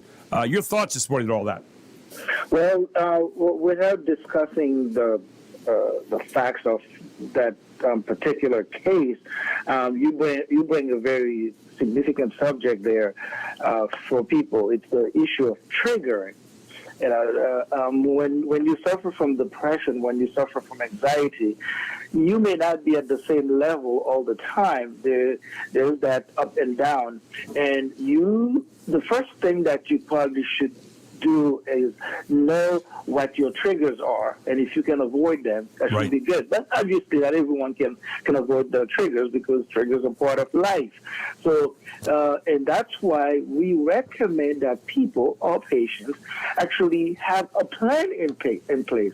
The sharp objects are in locks, and on the refrigerator, there are phone numbers and there are names of support people that you know that when I'm getting to that level, I call Gary. When I get to that level, I call Mark. When I really get that way, no, I'm going to grab the phone and call Dr. ATS. You know, something like that. You have some plan in place way before the triggers comes in. That way, when the trigger comes, you can manage them. It's all just like, if you think of it, Gary, it's sometimes we complicate it a little bit, right? But it's just like anything in life that you have a plan to manage it. Whether it's you cooking or you eating, you may not see that, but you actually have little steps in place that allows you to be successful at it. And if anyone takes that approach, again, we're not saying it's 100% foolproof, but there is a very high likelihood that you would be successful. So again, to summarize, it's the question of triggering. You have to manage your triggers. You know, something else, though, that comes up sometimes with people who have clinical depression, and I've found this to be the case over the years, because I struggle with it myself, is that you could be going great guns. You can be having the best day you've ever had, and all of a sudden, in the middle of that, something happens to trigger that off, and you can't see it coming. What do you tell people about that kind of thing? What why is that? That's one of the things I think people who have depression get really frustrated with is, I don't even know. There must be something bubbling, something going on down underneath that really causes that kind of reaction. Your thoughts? Yeah, a good part of it is in your subconscious, and that's why you can't figure it out, because by definition, subconscious means that it's out of your realm of knowledge. So it's difficult to figure it out. But if you happen to know it, or if it's happening too often, that's when you start seeing the surrounding, whether it's a physical surrounding or what you were thinking around that time. You just try to find that. But the most important thing is to really have something in place even prior to you getting into that, because that's how you can really manage it. Transcranial magnetic stimulation. Now, this kind of enters a new part of the conversation today. So you've kind of identified the idea through, people who've done research on this and so forth, that there are parts of the brain that specifically go to sleep, more or less, and that your job is to basically wake up those areas and help your brain work the way it should. And that's kind of, what depression is about a little bit. Talk about that and how important it is to wake those areas up and the specific part of the brain you go to start to do that. Yeah, part of your brain, and for lack of a better term, we're going to call it the mood center. It has a more scientific name, but we call it about the mood center. It's about the size of a golf ball or so on the left side of your brain. It may be a little bit different location for different patients. And that's what will control your emotions, control the depressions and anxieties and all the other issues that can be controlled by mood.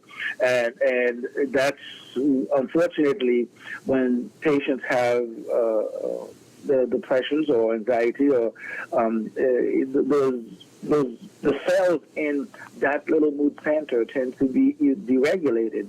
They are either asleep or completely dormant, like we say in if you can figure out a way to reactivate them and regulate them, you can get patients back to the regular state that they would like to be. And that's what TMS does. It's transcranial magnetic stimulation. It's a very descriptive term to say that you use magnetic pulses, very low magnetic pulses, to awaken something, to stimulate something through the skull. It's completely non-invasive, very, very well tolerated by patients. It's done with the patients having a normal conversation. And in fact, if someone check your Facebook post, you can see clearly it is not a grooming experience. It's something where you're having a conversation with someone in a chair. Literally, I sat back in an easy chair, easier chair than what I have at home, I'll be honest with you. But and I put a little bit of a headband type of thing on, but no claustrophobia stuff, no stuck in a tube, none of that kind of stuff. And I'm sitting there, and I got to tell you, not an unpleasant experience. I mean, it was very pleasant sitting there, and just Dr. AT and I were chatting. Go to Gary Sutton's show, And page on down, you'll see me sit in the chair there with Dr. ATN. We have a little thing underneath that. And go in and watch that video. It's about maybe 15, 20 minutes long. But here's the final thing, Dr. ATN. We know this time of year is a very emotional time of year for a lot of people. And so what can people look for in terms of helping people maybe come to see you at 1806 North George Street? What kind of things are telltale signs that people ought to be looking for with regard to clinical depression or some of those related things for not only adults, but for kids too, adolescents? Talk about that. The most common thing that I've heard patients say is there's a withdrawal. People start not participating in social activities and family activities. They're pulling away, and you can sense that there's a low level of energy. But the patients themselves will tell you when you talk to them, it's almost like, Gary, they start feeling a veil coming down. Yeah. The thoughts are blurry.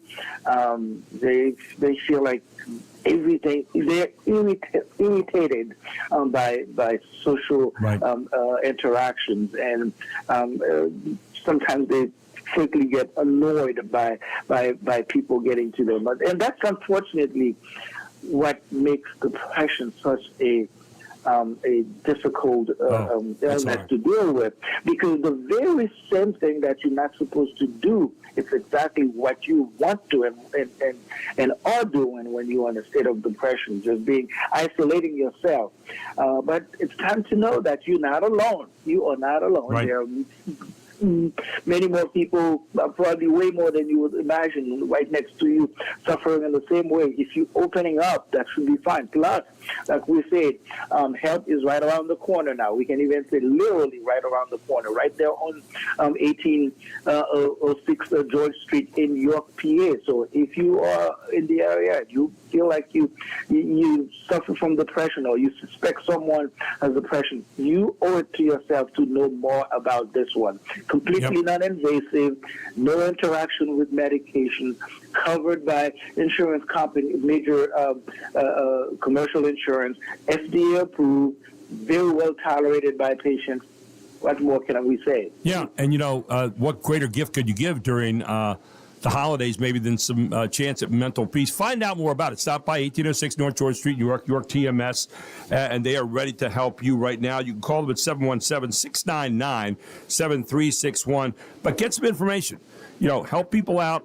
Think about, that depression, and one of the gifts you can give is some help with that. And don't forget to go to Gary Sutton's show and check out that video I did this week with Dr. ATN. It is really insightful, and it will show you exactly how it works. So for those of you that have some doubts about it or wondered, what's all in that, we give a thorough look at that whole thing, and Dr. ATN explained it very, very well in that video. GarySuttonShow.com on Facebook, and go in there and look at that video. Dr. ATN, always a pleasure, my friend. Thank you so much, and we continue the work on trying to help people get yet another way to combat this insidious disease. Thank you so much, Gary. Thank you, my friend. You take care and have a great week. Dr. Gracia ATN here on the Gary Sutton Show on WOIK. We'll take a break. We'll come back with more right after this at 7:48.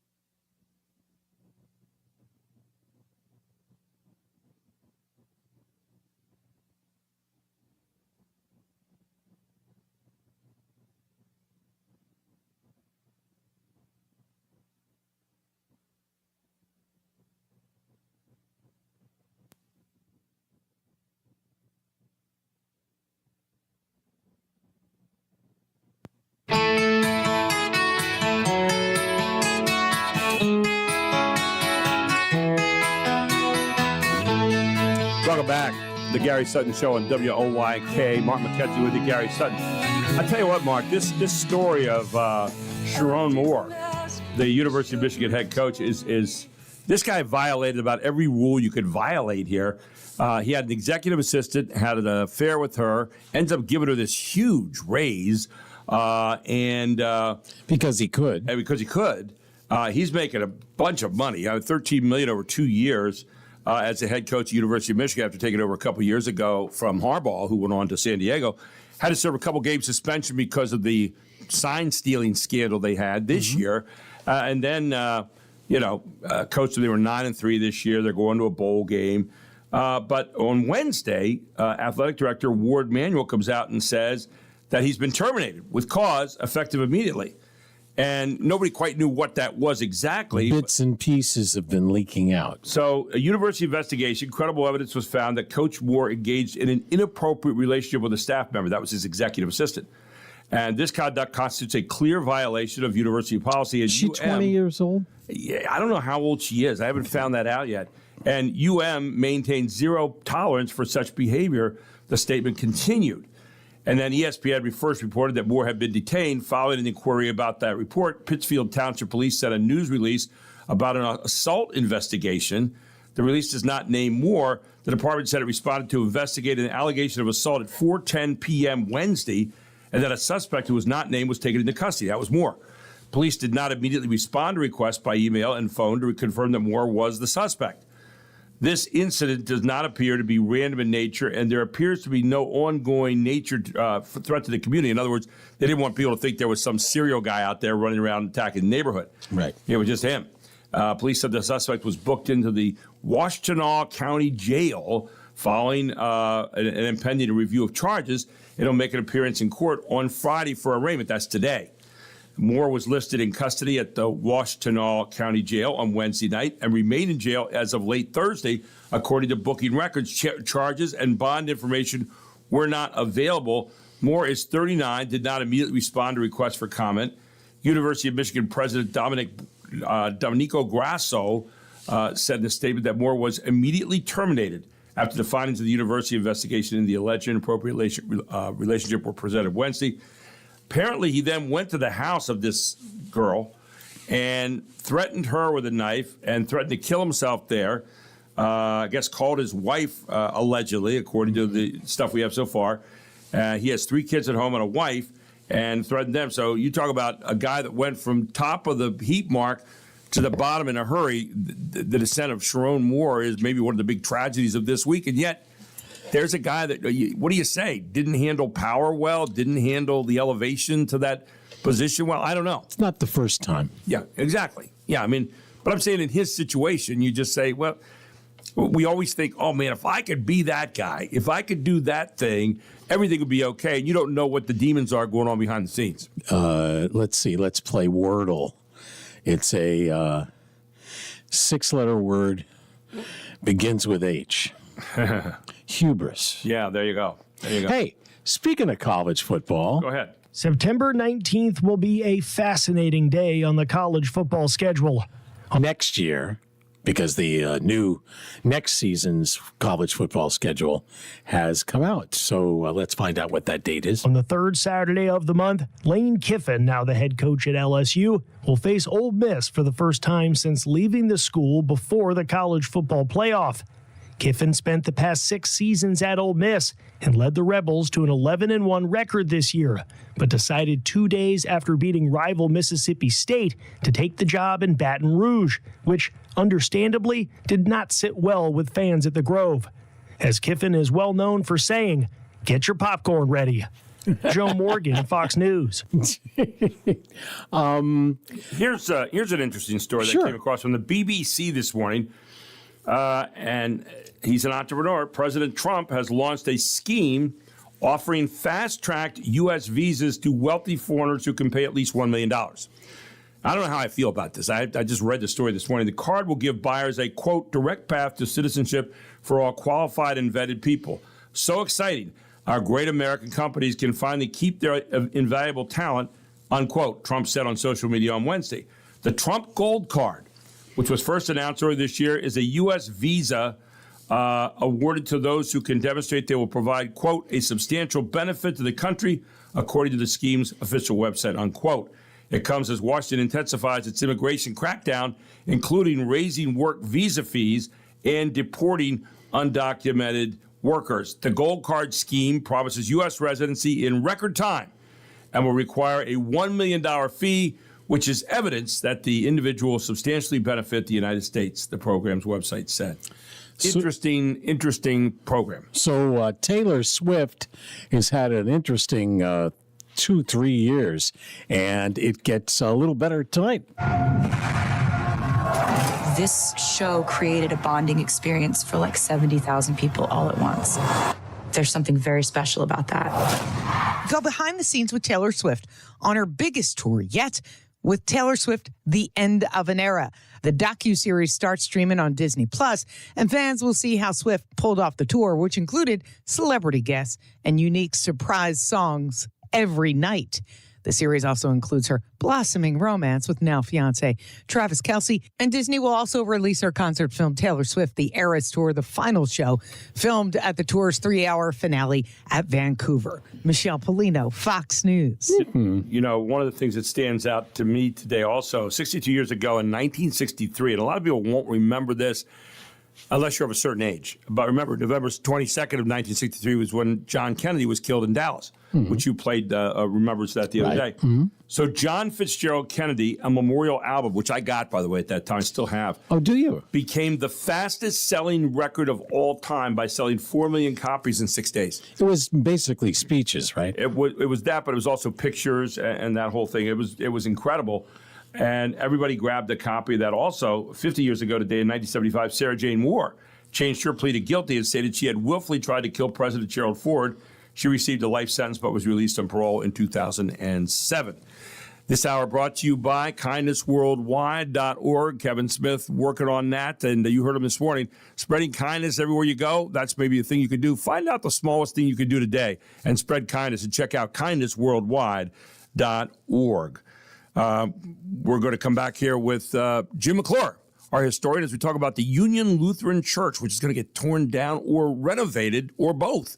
He'll get into all that this morning when he joins us. And then Dr. Nick Pietalides takes a look at what happened in the Senate yesterday with the health care bills, the dueling bills. Cue the banjos. All here on the Gary Sutton Show on WOYK, where it is 8 o'clock.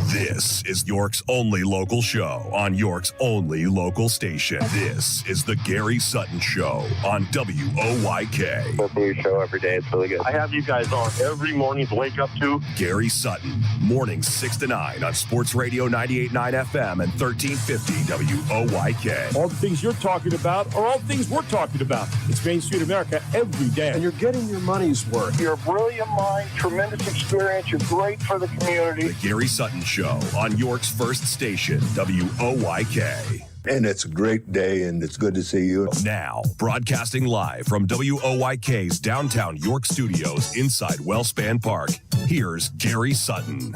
And welcome back to hour number 3 of the Gary Sutton Show here on a Friday morning on WOYK, where it is 8:05, all brought to you by Barley Snyder Attorneys at Law, 130-plus attorneys over Pennsylvania and Maryland, serving you in 29 different areas. We talk about it all the time, and one of the great things about these people is that they're people. Yeah, they get involved in the community in a lot of other ways other than just being lawyers, but they also forge relationships with you that lead to great results, and they have a reputation for having great results. Here in York, you can call them at 100 East Market Street, open 9 to 5 daily, 717-846-8888. Barley Snyder Attorneys at Law, and they are ready to help you today to achieve your business goals through representation in civil law. Yeah, that's what they do, and they do it better than most. And I'll tell you what, they are really, really good. I've got to know a lot of the lawyers there, and they are fantastic. This hour of the Gary Sutton Show brought to you by Regents Glen Country Club. RegentsGlen.com is where you can find them, or you can call them at 717-747-1919. They have a lot to offer right now. Country Club, you think, well, I can't join a country club. It's too expensive. No, I'm telling you right now, it is the lowest price I've ever seen to join a country club. And I'm talking about down in an area where I'm not going to mention the numbers out here, but they are low. They are really low. And you can have you and your family join, and you can take part in all the various things it has to offer, from a great Arthur Hills golf course to bocce courts to pickleball courts. Everybody's playing pickleball now. They have 4 great pickleball courts there, tennis courts. They've got a wonderful restaurant called the Fairway Table. Picture up on GarySuttonShowToday.com of Vance Miller and I from New York School of Technology having lunch out there yesterday. We just had a great time. He said, it's a great place. He said, this is really neat. Overlooking a beautiful pool down back, which no one's using right now, by the way. It's a little cold. But they have a workout center. They've got a 19th hole in the back of the pro shop that's fantastic, a well-stocked pro shop. They've got activities galore out there. And all you have to do is just call right now at 717-747-1919 and ask for Lacey, our general manager. She's just a lovely person. Take a tour. Check it out. It might be for you, and it's 5 minutes, actually about 7 minutes from right where we're sitting here in downtown York. Yeah, and you'll feel like you're out in the country, but downtown York is just a moment away. Regents Glen Country Club, where community gathers. 717-747-1919, and the prices are as low as I've ever seen them. I've been a member there since 2000. My wife and I were married there, and we love it there, and maybe you would too. With all that having been said now, we turn to Jim McClure. And Jim's always got great stuff for us, but a lot of things going on in York right now in terms of space, green space, and building news. And Jim wanted to get to some of that this morning. We also were talking a little bit about Union Lutheran last week, which is going to be taken down but then put back up as some kind of residential apartments. And Jim, good morning. Welcome to the show. Jim, of course, the author of Never to Be Forgotten, year-by-year history of York County. You can find it at Brown's Orchards. You can also find it at York History Center at the corner of Pershing and Philadelphia Avenue. Good morning, my friend. How are you? Really good, Gary. How are you? I am busy. As you can tell, I got all that out in one breath. Everything. Yeah. It's crazy, but lots going on right now. But, we were talking a little about Union Lutheran last week, and maybe you wanted to put kind of a bow on that one. But there's a lot of other things happening here in York with green space, building news, warehouses, this new warehouse it's going to get built out on Canal and Bull Road. A little bit of controversy there near Dottie's. A lot of people know where Dottie's is. Public input on what's going to happen to Penn State York when that leaves town and how's that's going to take over. I was talking with Kevin Schreiber about that yesterday. And the comfort stations in Continental Square are now officially mothballed. So there's a pallet for you this morning, a plate full. Take it away, Jim. Yeah, maybe we could add, the fact that 6 data centers are added to the mix, around your county. Those are to support AI, and they're water intensive and electricity intensive and green space intensive. So we have that, and of course the warehouses. You mentioned that one out at Bull and Canal, but there's warehouses, another one that probably will go in down to Hanover. Originally, the warehouses were supposed to be along 83. I mean, that was really the design. Right. But they've been moving further and further inland.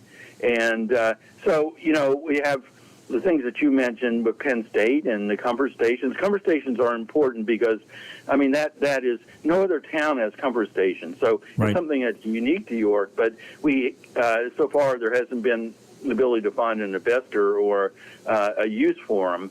And so, that's on there. So when you add all this together, and then we have Union Lutheran has this proposal to demolish the church and build affordable housing. I mean, that's a lot of change, and maybe threatening the quality of life in York County.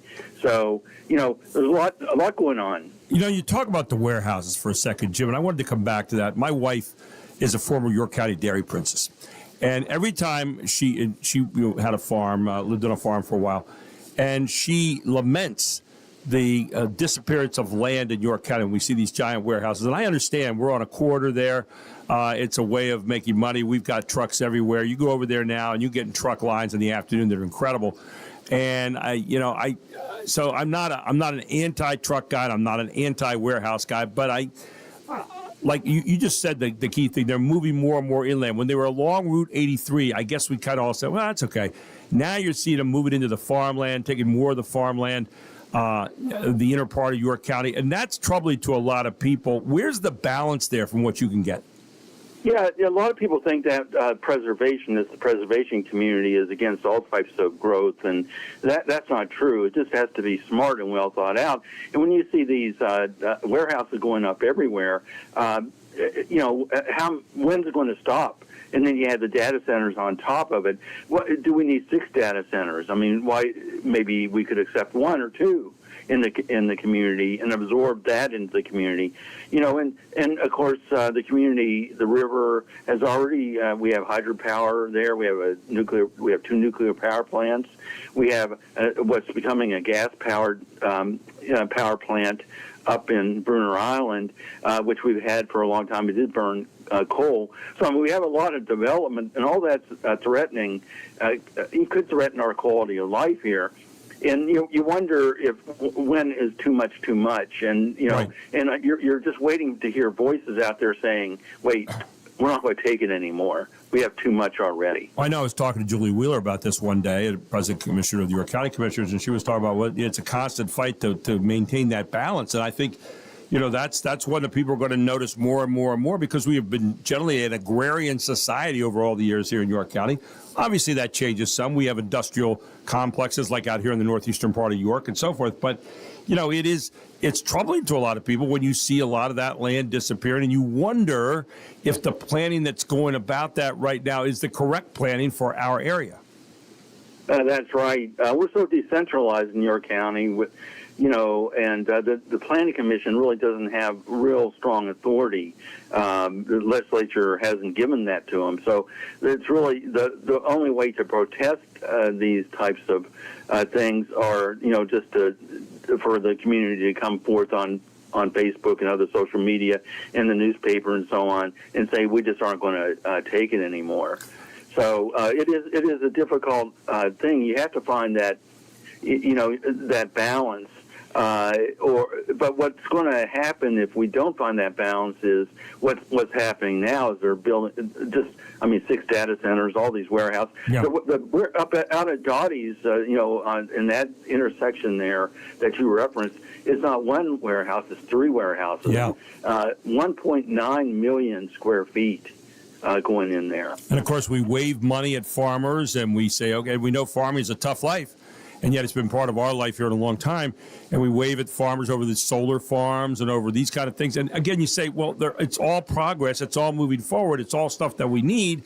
We hear about the data centers. We're using AI. We have to have storage centers for all these. And we go out in the west side of town, and we go down there in northeastern side of town. And we look at all these things, and we say, okay, yeah, we get it.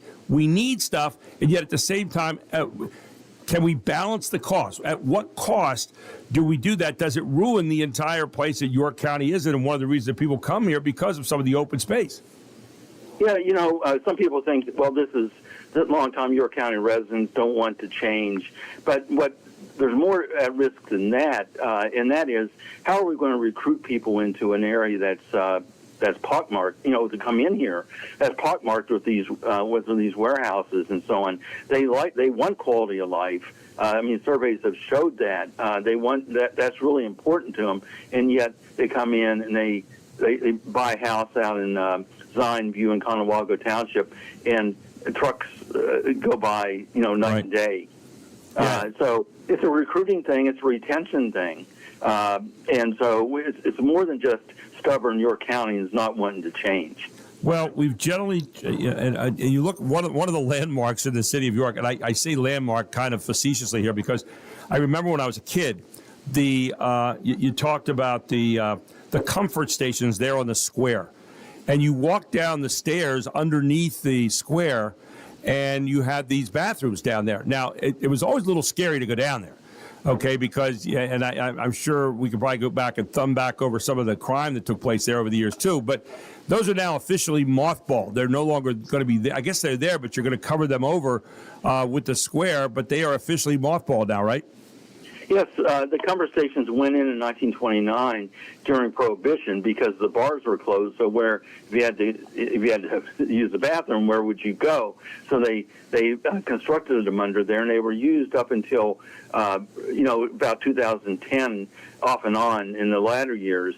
And so there was some damage done to the railings, and there was some damage done to the comfort stations themselves, the roofs of them. Right. And so the idea was just to mothball them, take the railings off, recycle the railings if there's ever investors that come back and are interested there.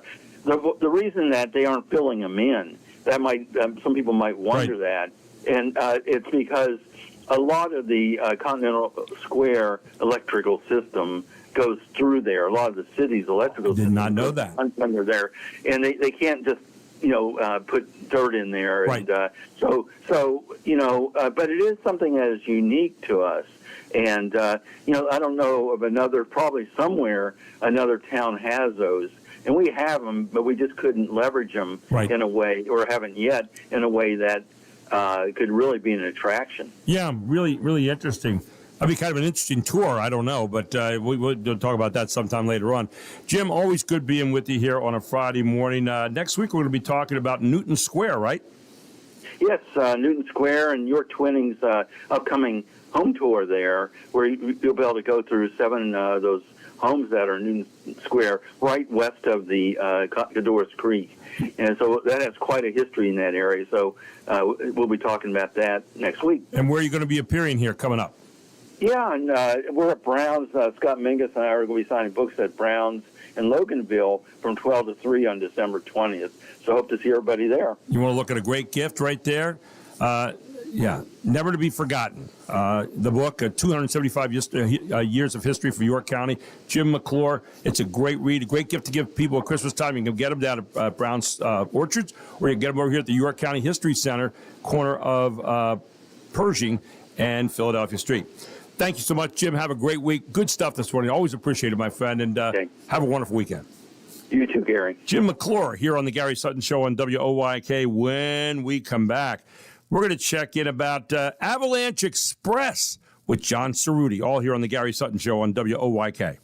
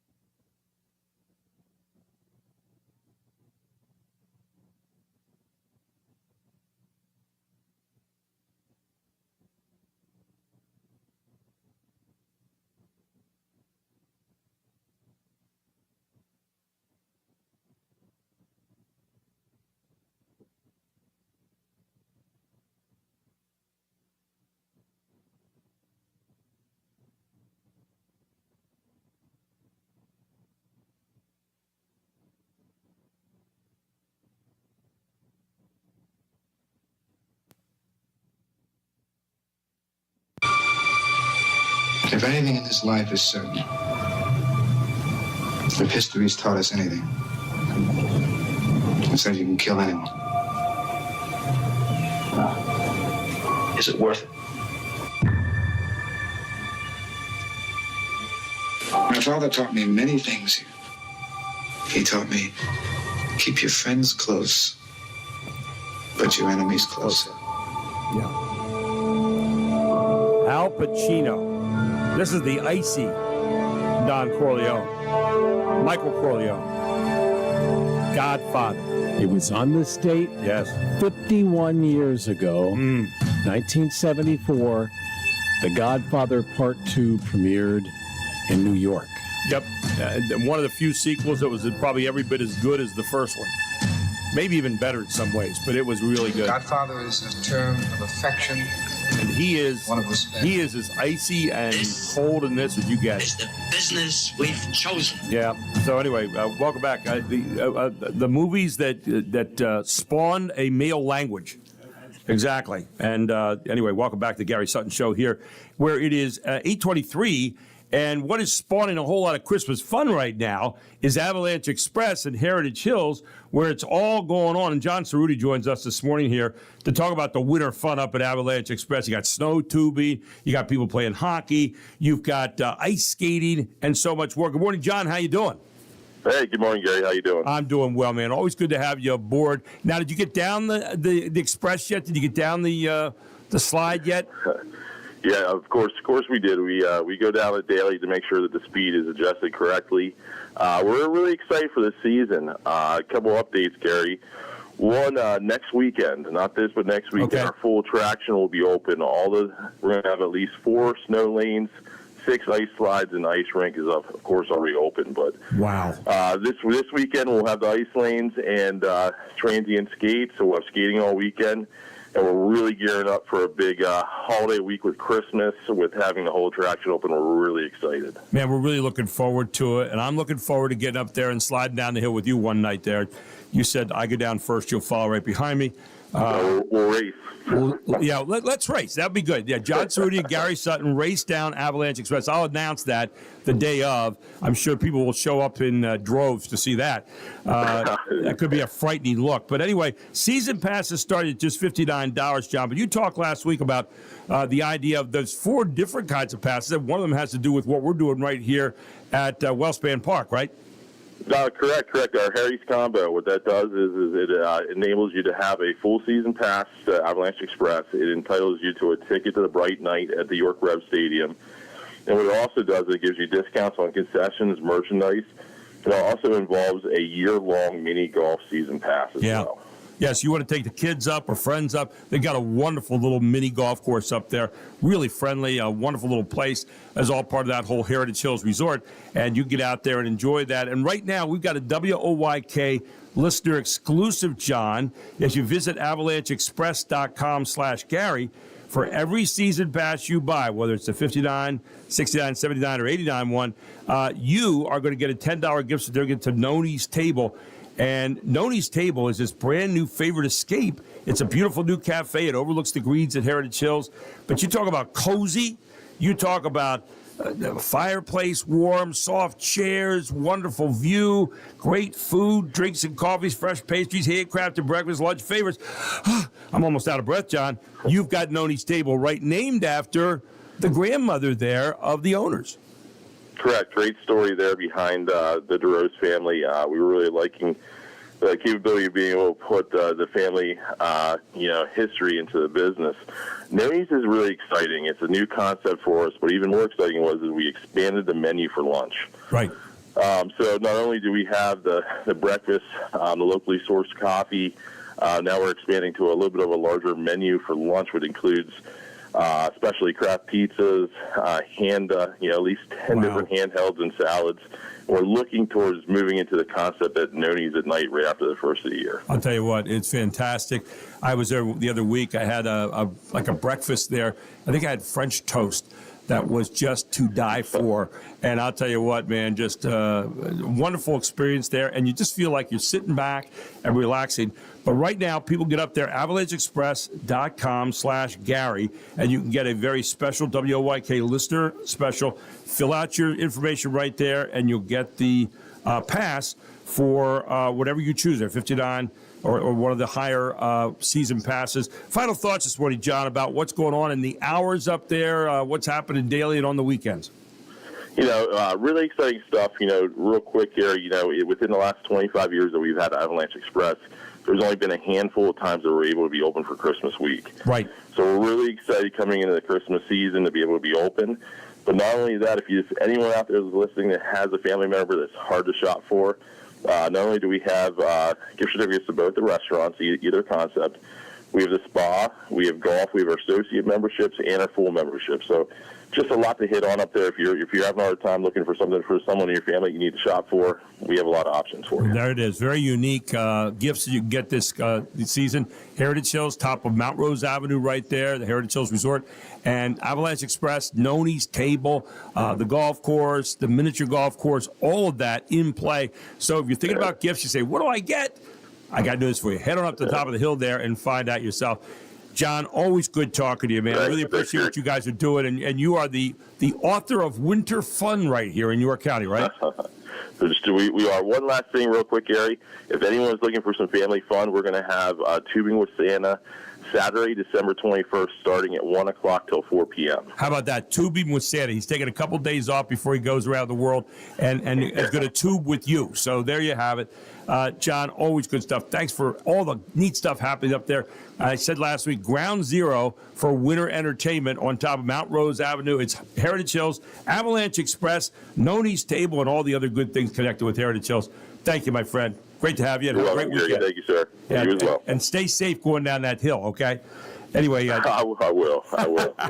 John Cerruti right here on the Gary Sutton Show on WOYK. This hour brought to you by Regis Glen Country Club, where they've got it going on right now. Check out regisglen.com or give a call to 717-747-1919 and check out what all that is about with memberships, bocce courts, great golf course, Arthur Hills design, pickleball courts, what do I call it? The fairway table where you can get some great food, a workout center, a pool. And activities galore. 7 minutes from right here where I'm sitting in downtown York. 717-747-1919. Call Lacey today and get a tour. There you go, Mark. All of that. And I'm out of breath. Are you? You should be. So when we come back, Dr. Nick Pietolidis joins us as we talk about what happened on the health care front yesterday. It was exactly what we said would happen. And we say, where did the blame lie now? And how do we get to decent policy on health care? Because we're not there yet. Both parties showing yesterday that Congress is missing in action. And so when that happens, what happens? President Trump starts to think about what to do. I'm not sure that's the healthiest way to go either. Okay, so what are we going to do with that whole healthcare system? It's in a mess right now.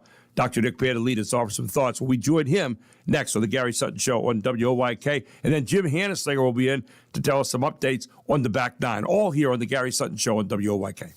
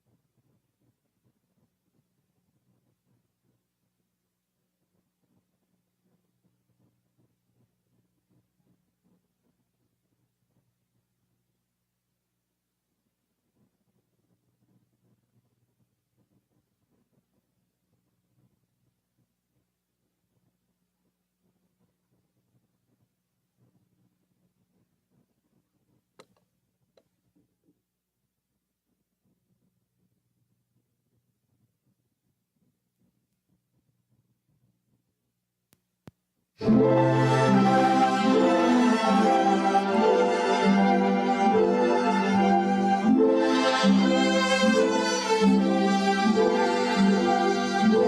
back. Chestnuts roasting on an open fire. The chairman of the board. Jack Frost nipping at your nose. Today is his 115th birthday. Wow. Being sung I'd say he looks good, but he's been dead for a while, so that's true. Dressed up like there's a guy, and I've said so many times, you listen to him do a word in a song, he sculpts it. in some mistletoe. You know how some people just run by the words? Not Frank Sinatra. Listen to this. Make the season bright. Tiny tots with their eyes all aglow will find it hard to. My wife and I were talking the other night, though, about tiny tots with their eyes all aglow, and all I could picture was Children of the Corn, you know, with their burning eyes and ready to destroy him. Tiny tots. Ah! So, anyway, but no, you heard him doing the words like tiny tots. You know, he just had a way with words. Barbara Streisand does the same thing, where she sculpts the words and just lingers on them and squeezes every bit of emotion out of every word. It's really cool. Welcome back to the Gary Sutton Show here on WOYK. All brought to you this hour by Regents Glen Country Club. Check them out at regentsglen.com or give them a call at 717-447-1919.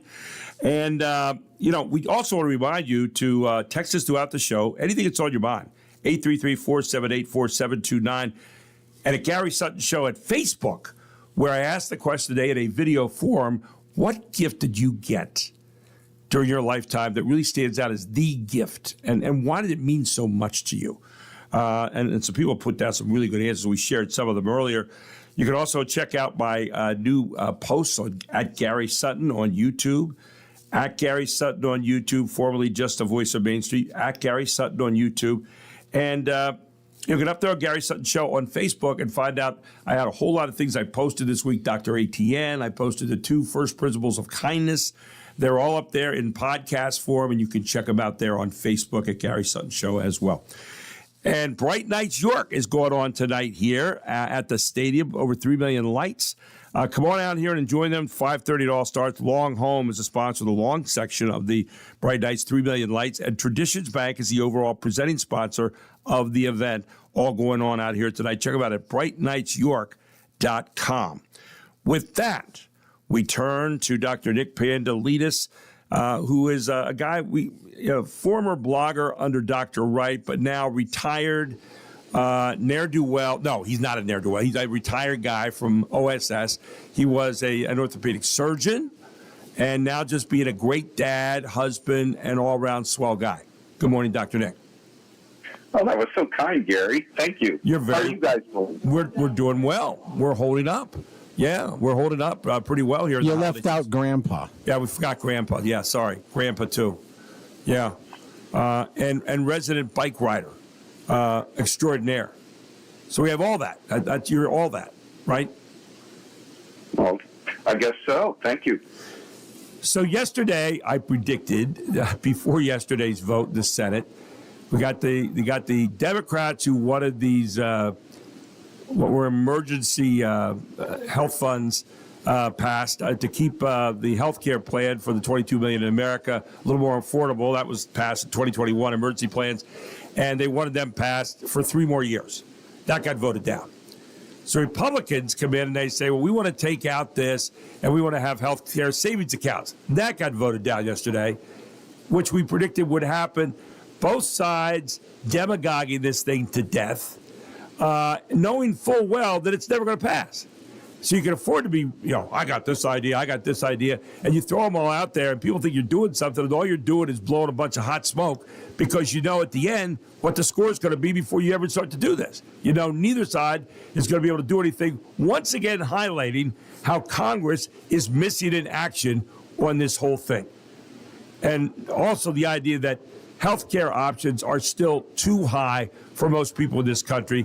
Obviously, the Affordable Care Act is a ruse in the terms of being affordable because it's anything but. But Republicans, again, remain we don't have the whole plan. We just want to take this out. We'll have affordable care, health savings plans, and that's not going to solve the whole thing either. So here we are with a mess in healthcare right now, Dr. Nick. What do we do?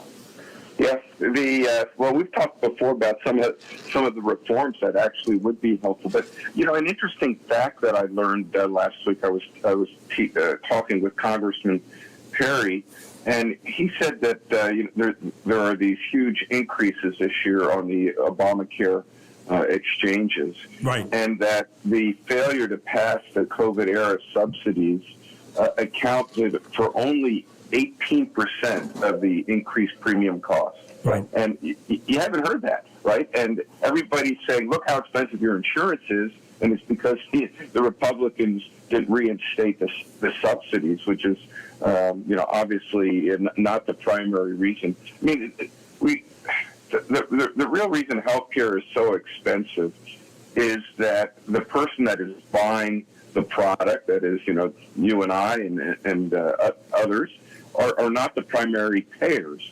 And so that discourages sort of price accountability and transparency. It discourages quality. Imagine if there was a program called the Grocery Affordability Act that essentially allowed you to buy, quote, insurance, and then you could go get as much groceries as you want. Right. Obviously, at the end of the year, they will have found that people bought more groceries than they bought the year before, so the premiums go up and the whole thing spirals out of control.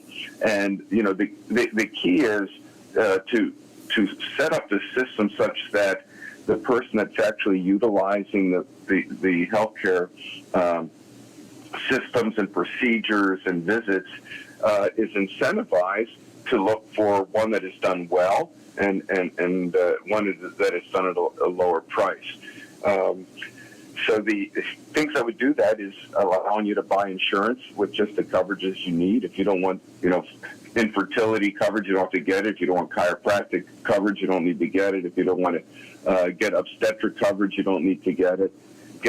Allow high deductible policies, allow higher amounts to go into your health savings account, and then the person, you use your health savings account to pay for your care. And you can have a lot of money in your health savings account if instead of buying a standard policy like that you're forced to buy in the exchange, something that's more tailored to you with a high deductible, the premium savings you could put right into the HSA, and then you would be smart about how you used it. Why does the government not trust us with HSAs? Why don't they want those? Well, I would say that in general that most Republicans would vote for it because allegedly they're free market. But I think a lot of what goes on the other side is that I think ultimately they understood that premiums were not going to come down, and that people would get so fed up at some point they would say, look, just let's have the government provide health care and be done with it. Mm-hmm. And that obviously would be bad for patient care. We see it up in our neighbors in the north, how it takes 8 months to get in to have a procedure done that's right. Relatively important to be done, and longer for purely elective stuff. But the one virtue of a single payer system is at least it would cap how much money is spent every year on healthcare, because every dollar that goes into healthcare is are dollars that could be going into growing businesses and growing the economy. Now, yesterday, Chuck Schumer said afterward that if the new bill was not passed to continue the ACA benefits, that 30 million people would have their cost double or triple. And so right there tells you something, that without the benefits that were passed in 2021, the Affordable Care Act is not affordable. It tells us that. On the other side, you had someone with me years ago, Dr. Smith from the Oklahoma City Project. Mark was asking a great question during the break here. He said, well, is there any way of bringing these costs down? And that was one of the ways that people have used that is showing that you could have a direct association between doctors and also with the patient and wipe out some of the middle costs that are kind of yanking those prices up, right? Yeah. So if you have a high deductible policy, say $10,000 or $15,000, and you need, a knee arthroscopy done, well, if you run that through the third-party payer system, the list price is probably $40,000, but the negotiated price is $20,000, and depending on what your current deductible is, which I think that they're pretty high, 10 or 15, you end up paying at least half of it. A place like the Oklahoma Surgical Center, they take just cash payments, and the procedure probably costs $4,000 or $5,000, by choosing that place, you put pressure on the system to lower costs, and they provide high quality care. So just introducing the free market forces that push for high value, that is high quality at low cost, would move you along a great direction. But the other ones are fairly simple. Allow insurance to be sold across state lines. Allow more options about what coverages you want and what what deductibles that you have. Allowing more surgery centers so that there's more competition. The more supply there is. Yeah. If you have free market principles, the more competition there is. If you don't have free market principles and everything's paid for, the more supply you have, the greater the expense, because it just gets utilized, because there aren't the incentives to make smart decisions about your health care. Well, it is a complicated business finding the right health care plan. There's no question about that. But by the same token, I think anything that would try to bring the prices down, and maybe competitions would help to drive some of that, would be good. And again, for the minority of people in this country, of which there was about 20-some million here that were covered by Obamacare, have something there for them as well. But when government gets involved, like in this case, and we have people in Congress getting involved and so forth, inefficiency kind of gets in there a little bit more. And again, we need to make sure that we keep the insurance companies under some kind of control. But by the same token, free market principles seem to be something that we used to try, that actually worked for a lot of people in this country. And now, maybe we need to return to some of that. We'll see. I'm not sure of all the answers at this point, but I know Congress right now needs to get off this polar end thing and start to get together. And if there is a solution, find what that might be. It might be a hybrid of some of this. It might be free market policies. It might be something else. But I hope that they start to get together and do something about it instead of playing politics with it. Yeah, absolutely. I saw a very interesting article earlier this week. The Government Accountability Office submitted 24 applications to Obamacare exchanges. And the essence of the applications are that you have to prove your identity, which is a Social Security number, and then you have to say what your income is to determine the level of your subsidy. And essentially, they did 24 applications with fraudulent information. 23 were approved, and there was no follow-up to see if the incomes that were reported were actually correct. Right. So you just wonder how much fraud there is. And apparently another review of the system found that in 2024, there were nearly 70,000 Social Security numbers in the system that had received, more than 1 year's benefit, which obviously means that the same Social Security number is being used for multiple applications. So, this is also typical of a government system. It's rife for fraud, because essentially, if it was a private business, they would want to make sure they're not losing their money, that everything is being done properly. Because number one, it needs to be done to save their costs. Right. Number two, so that they're not going after by the government. But with the government, it's not their money, and so it just gets wasted, and there aren't the appropriate protocols and safeties. Dr. Nick, appreciate the time this morning. Thank you so much, as always, and we'll look forward to talking to you again next Friday, okay? Always, Gary. You guys have a great weekend. Thank you, my friend. You too. Take care. Dr. Nick Bandolides, former orthopedic surgeon, right here on the Gary Sutton Show. When we come back, Jim Hanneslager, We're talking about all the fun stuff around York. Well, he's got a fun stuff that he's working on right now for a lot of you. We're always looking for events and things to raise up our community, things that are making it better. Jim's going to help to make it better. For those of you who like to play a little bit of links, all here on the Gary Sutton Show on WOYK.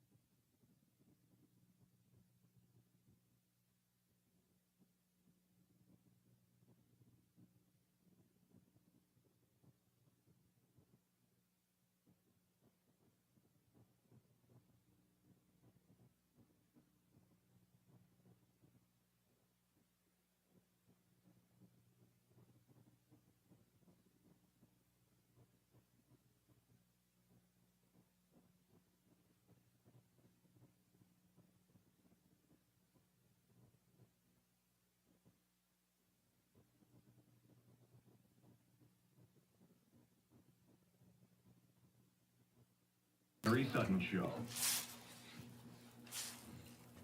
Yeah, today we're honoring George Franklin Grant. Grant was the first black professor to teach at Harvard. He graduated from Harvard School of Dental Medicine in 1870, and a year later took on the position of professor in the school's Department of Mechanical Dentistry. So this was not his only accomplishment. He also improved on the Percy Ellis Perfectum golf tee. He invented and patented in 1899 the wooden golf tee. Yeah, it happened. It happened on this date 126 years ago. So on this date in 1899, Dr. Grant, black dentist from Boston, what did he do? He patented the golf tee.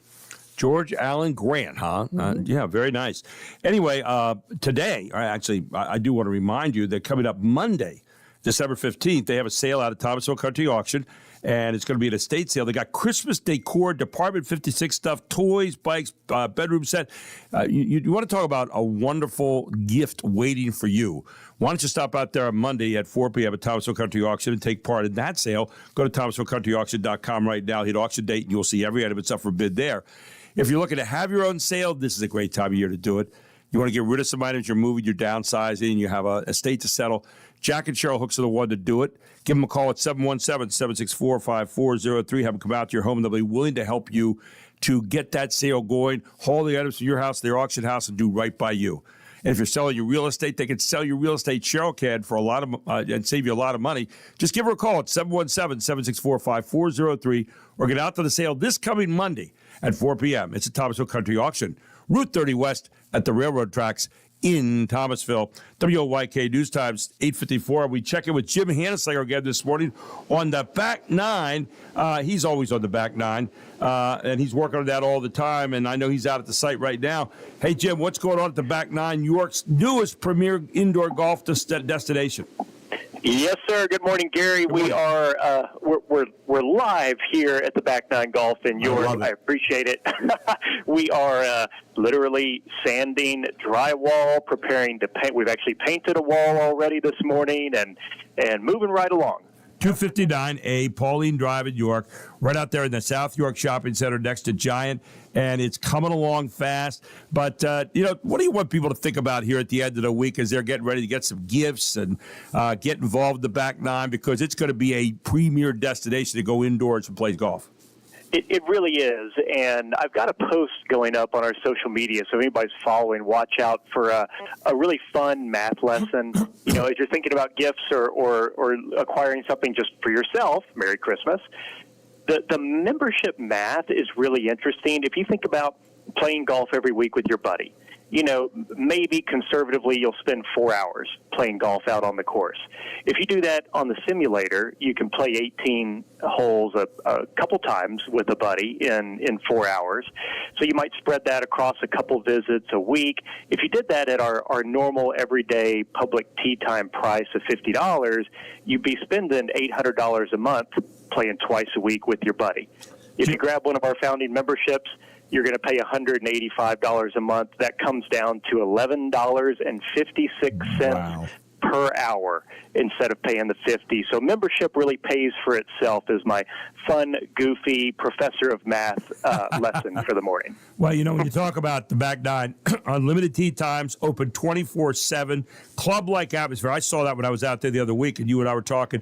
Big bays, 4 big bays out there that are beautiful, but you have TVs on the walls. You can sit down and do some work on your computer while you're there. You can sit back and bring your own beverage if you'd like. Mobile booking app for tee times and account management. As you said, the different levels of membership right now. You have welcome friends, bring them on out. It's secure, it's fun, it's going to be a great place, and it's in progress being built right now. And, Jim, what are we looking for in terms of roughly about the opening time this year? We're tentatively saying Friday, January 9th. Part of me loves going public and being able to say we're now less than 30 days out. Part of me hates going public because a couple things, a hammer could fall on a light socket and it throws you off by a day or two. But I think that's very realistic. But we're going to be open in plus or minus a month's time. Now's the time for folks, if they want to check out the Founders Deal, it does enroll you in a free week trial. There's no cost, no obligation, no risk.